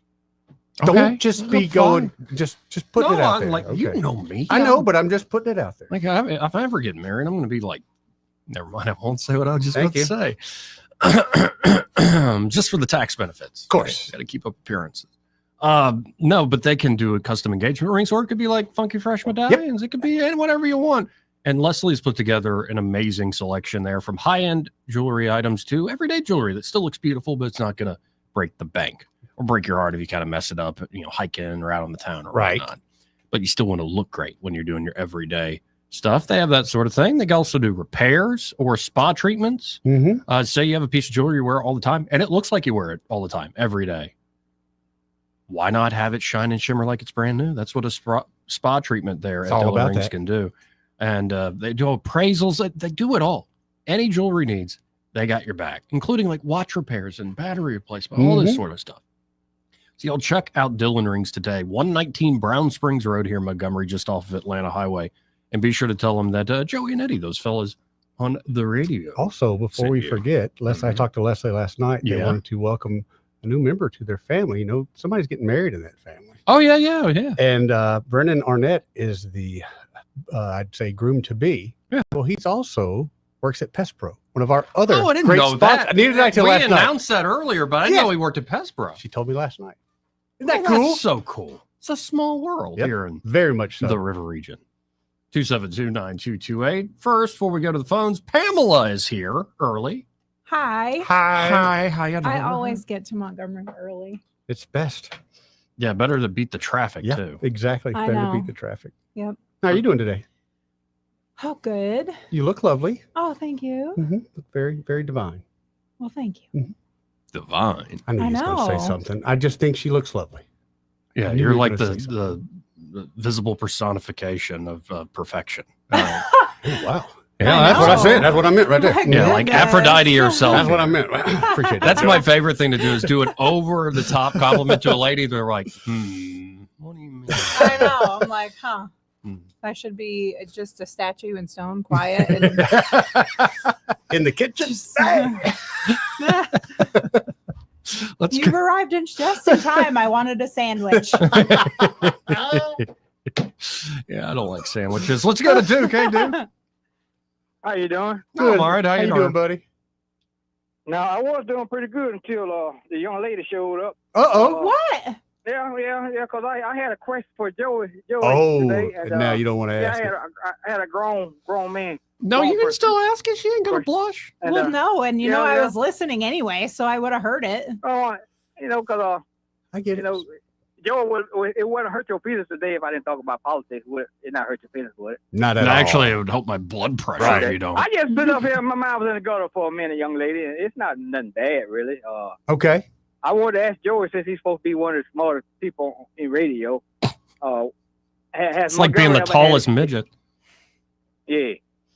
Has Montgomery ever had a strip club here in Montgomery? That's why I wanted to ask. Not since I grew up and was living here. No, not a legal one. I mean, you can go down Mobile to San There was Diego. one in Prattville for a while, Yes, right? there was. Yeah. Really? Oh, yeah. Where? I was too young to have gone to it. Second Prattville. Hey, we'll They tell got you so mad. more off air. There might be somebody who works here Oh. who used to DJ there. No. Might be some Hyundai employees I used to know work there. Really? You know, I wasn't thinking about seeing nothing like that or nothing like that, you know. Oh, yeah, of course. But it just crossed my mind, you know. Now, they had one in Prattville, and they got so mad that when they finally made them go out of business, they tore the building down. Damn. My gosh. There was one like that in So- South Carolina, too, right on the interstate. I don't remember the But name Montgomery, of it. when I but- moved to Montgomery in '86, used to have a few bars here in town, and you could go hang out. I'm so glad I'm not young anymore. Ain't shy to do in Montgomery anymore. I don't remember any strip clubs, though. I really don't. No, it ain't have, that's what I'm saying. don't It think didn't we happen did. in '86. Farmer wouldn't No, allow Emory that. Fulmer Yeah, one. he wouldn't allow that. He don't play that. Mm-mm. Yeah, He didn't like the love stuffs being around. correct. He didn't like all the rock concerts with all those dope smoking hippies. Like, Oh my gosh. Yep. So can they bring some excitement to the capital city someday? Dude, we got excitement. For the grown folks, you know. Oh, well, for the people that don't want to get shot at, because we got excitement all the time here. yeah, you're gonna if you want to go to like the hookah bar, you got to dress nice to the nines. You got to pay a $30 cover charge. Really? Oh no, there are some places that got wise to. We don't want any trouble, so Yeah. we're gonna up the cover, and you got to be a can't certain blame dress them. code. I can't blame them. They got that's some smart. 50 and up clubs too, man. Around the city of Montgomery. Really? So You know, I'm they're located in the 50-something. hood, Where were these stuff like clubs that, at? you know? 50 and up clubs. They're located in the hood, you know, for the hood folks on. Man, you're reminding me of Fun Zone. Like this is a grown folks skate, grown folks only. I didn't want to say nothing further delay because nowadays you look at a woman for more than 2 seconds here, you get end up in the courtroom. So everything I wanted to clarify, you know, clear this for the young lady, you know. I got a time share in the gutter, so don't worry about it. You got a timeshare in the gutter? Yeah, like my I know, mind but stays in me- the gutter Oh, okay. sometimes But me- too. And you Yeah. told me the other day your work in the military was like you and everybody else you work I with was a never man. worked with another female in almost 10 years. Yeah. Wow. It's just the career field I chose. It was just a male dominated, but it's male dominated everywhere anyway. But yeah, I never did. So yeah, I got used to the boys club. Do you have any brothers? If I ain't got no money, do have a I'm younger on straight brother. broke, you know. Straight broke, so you know you can get nothing out of me, and I work for you, cut you out or something, you know. But So you thinking of like You know. starting up a strip club or something? no, I just thought about it. Has Montgomery ever had one? I just thought. I don't know how I ended up with that on my mind, some kind of way. I don't know. I'm bored in politics right now. I don't want to hear no more politics for a little while. Cause Trump keep on. I say that when I say. He keep on trumping, don't he? He just keeps on trumping. Y'all trying to make me say something about politics, but I'm gonna say one thing about politics. Trump kind of disappointed me a little bit. He keep on beating his chest and saying, "I'm gonna give him 90 more days." What you bagging up for? Cause the stock market then crashed and everything. He wants to see it back up, so he gave in. Well, no, Okay, man. because China About was 30 the actual target. Yeah. China. No. It's a little bit called for negotiation. sure. Yeah. Duke, how did I predict this last week then? He cast a net looking for the biggest fish. Yeah. Yeah, like last week when they did the big tariff, Scott Besson, the Treasury Secretary, said, "Don't retaliate. This is the high water mark. You'll be rewarded." And a lot of the nations that didn't retaliate, they're being rewarded, Very much whereas the I tell you Chinese what, are being put in a politics. box. Shut up, Joe. I'm not talking about politics. that Trump. We're talking about strip clubs, Joey. He bagged down to my some 90 days. Now I'm gonna leave it at that. By the way, I love this. It's like all the different. It's such a Rorschach test. Everything now is a Rorschach test. Yeah. I'm predicting. Here's what his gambit is. Other folks are like he folded like a cheap suit. Yep. The market got the bond market got to him. Yeah, he went. He said, what did he say yesterday? He said, people what they yapping about the market. So you gave me. They're just doing insider trading. Who That's got right. rich off this? Insider It's just trading. like, oh my God. Yep. Hey, man, I'm gone, y'all. I just wanted to talk about the strip clubs a little bit, get changed up just a little bit, and everything. Well, I appreciate it. All right, Duke. Take All care, right. brother. All right. See you, man. 272-9228. What's wrong with the clubs we got? We got to I have haven't been strip to clubs. I haven't been to the club in forever. And there really wasn't ever a club I would go to. I guess like Aviator's like a meat market down there. Mhm. I like Jerry's Juke Joint. Yeah. Oh, that's the new place down there. Yeah. You like it's that awesome. one? I like live music. There you Yeah, go. I'll be bopping. Yeah, I don't know. I Had kind a of good time. like I'll go back into hanging out at some of Clubbing? those places. Start clubbing yeah, again? clubbing. Did you have a club name? Yeah. No, I got a feeling Eddie and I are we're gonna go start. Alter ego. Eddie and I are gonna go start clubbing again. Yeah. And then I'm gonna find somebody. I'm gonna fall in love and we're gonna marry. But you're liking the clubbing life so much. You're gonna show up like Night at the Roxbury Yep. with the boom box. Yep. Yep. Don't hurt me no more. And I'm gonna walk away and go off Joey, into the if, sunset. if you end up with an incredibly dominating woman, like most of us predict you're going to end up with, yes, I will be the guy going, no, don't do it. It's Justina. Yeah, right. One of those. Right. Gosh. Telling you, I'm going to be your Or friend. what's buddy. the one? What's a great movie? It's actually one where I think Jack Black's quite funny. Is Saving Silverman. I love. Mhm. Okay, Movie's my great. funniest part was when his face was in the toilet and he's getting electrocuted. or those particular push-ups he learned to do. Yes. That was a great movie. No, I was thinking back to that movie. I guess it's Amanda Peet. Yeah. Who's the yeah, Strong one too, buddy. No, there's part of me that's like, well, that ain't too bad. See what I mean? But that's why Eddie's worried about it. Yep. If she's pretty, we'll give her some credit for that. However, when the anger factor comes out and it's Yeah. worse than it should be, Oh yeah, no, that goes then I got to step in and go, Joey. right. Right. She's not going to make the sandwiches. Right. Though, like we played a clip the other day, the video that went viral where it was a wife who's now a life coach for ladies online. I haven't seen that. And she's like, my husband, he's loving, he plays with the kids, he's always there, goes to all the events, and he supports me and all this stuff. But at a time, I almost divorced him, and goes into this whole spiel about how I just needed him to, unload the dishwasher and take out the garbage. And one day, it wasn't done. He's like, well, just tell me what to do. Just do that. Well, I was running late for work. Yeah. And I'm just like, I don't have any of these. Like, I do my own laundry. Yeah. I take out the garbage. I cook my own food or order it. I just, I don't Right. know. That's It's why easy. I'm so worried. I'm worried one day I'm going to come in and there'll be a woman sitting next to you. Mm-hmm. And that's going to be your significant other. Mhm. And she's got so much power over you, she'll literally go everywhere you go just to keep you in check. Oh, that That's would what be I worry crazy. about. Yes. These are the things I worry about. You think he's going to end up with somebody like that? Why? Not if I can help it, though. And I'm good at wrecking stuff. Call me Wreck-It Ralph. Okay, let's go to line 3. Welcome to whatever this is. This is Rod. Hey, how you doing? Hey, I was calling about Duke's comment. Years ago, back in the 70s, I was a bouncer down at Brother Love's, which was down by the train station. A bunch of old warehouses down there, Mhm. and it's a huge building. But anyway, part of that building, there was a strip club in it. Oh. Yeah, and that's been a long time ago, but there was a strip club down there. Wow. At the old train shed. Well, it's not the train shed. It just I remember those warehouses down there. Oh, okay, yeah. Yeah. Now, was it legal or was it just under the table? Hell, I don't know. I just worked there. What? And, It's the 70s, so I don't think it really matters.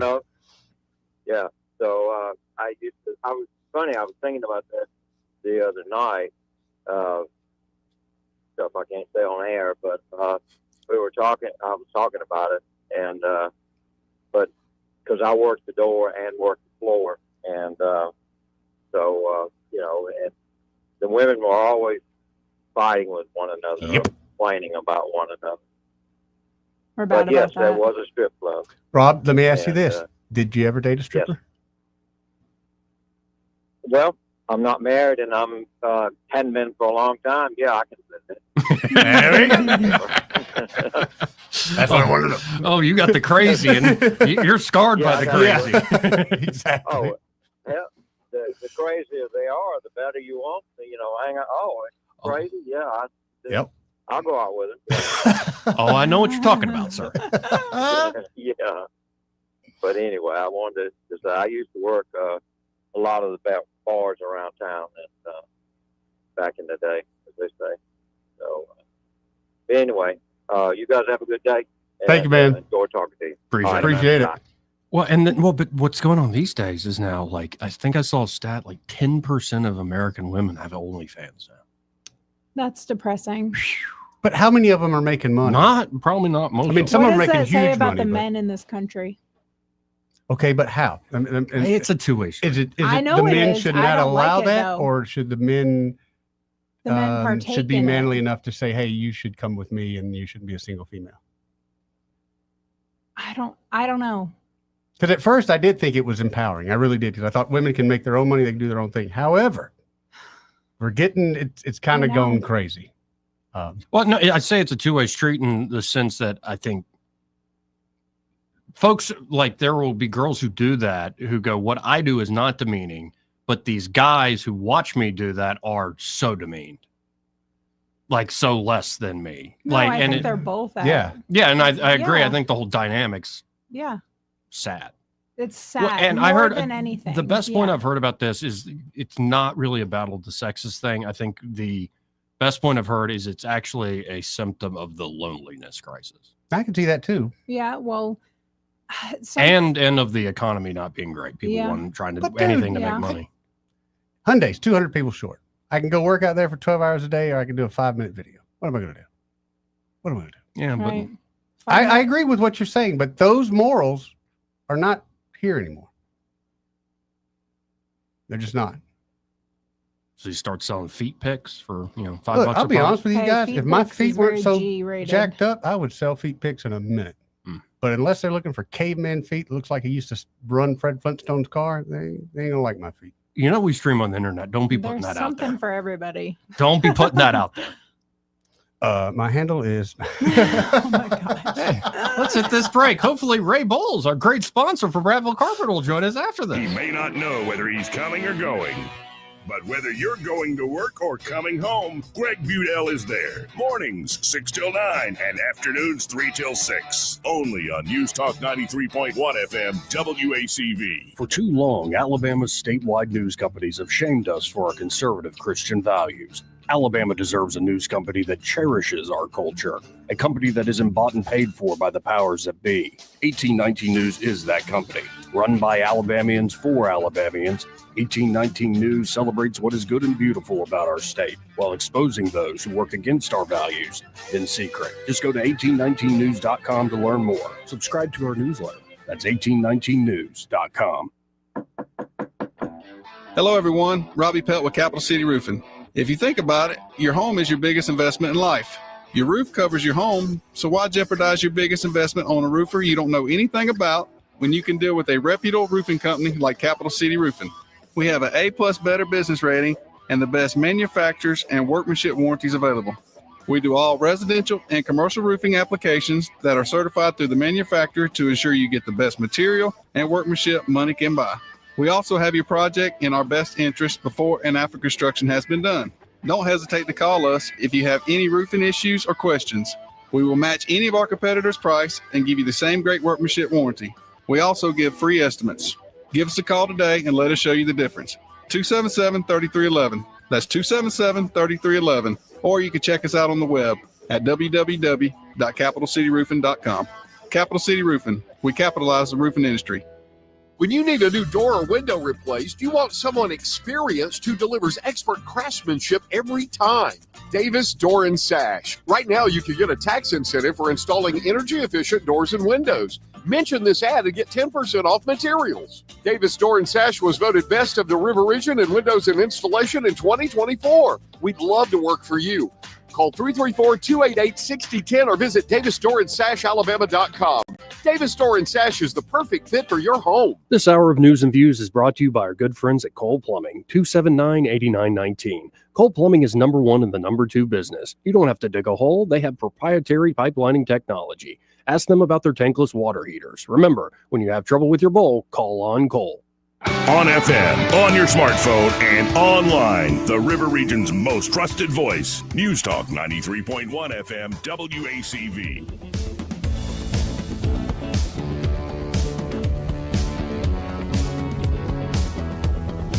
Welcome back. Final moments of the program here. Let's go right to the phones and talk to Ray Bowles from Prattville Carpet. Hey, Ray.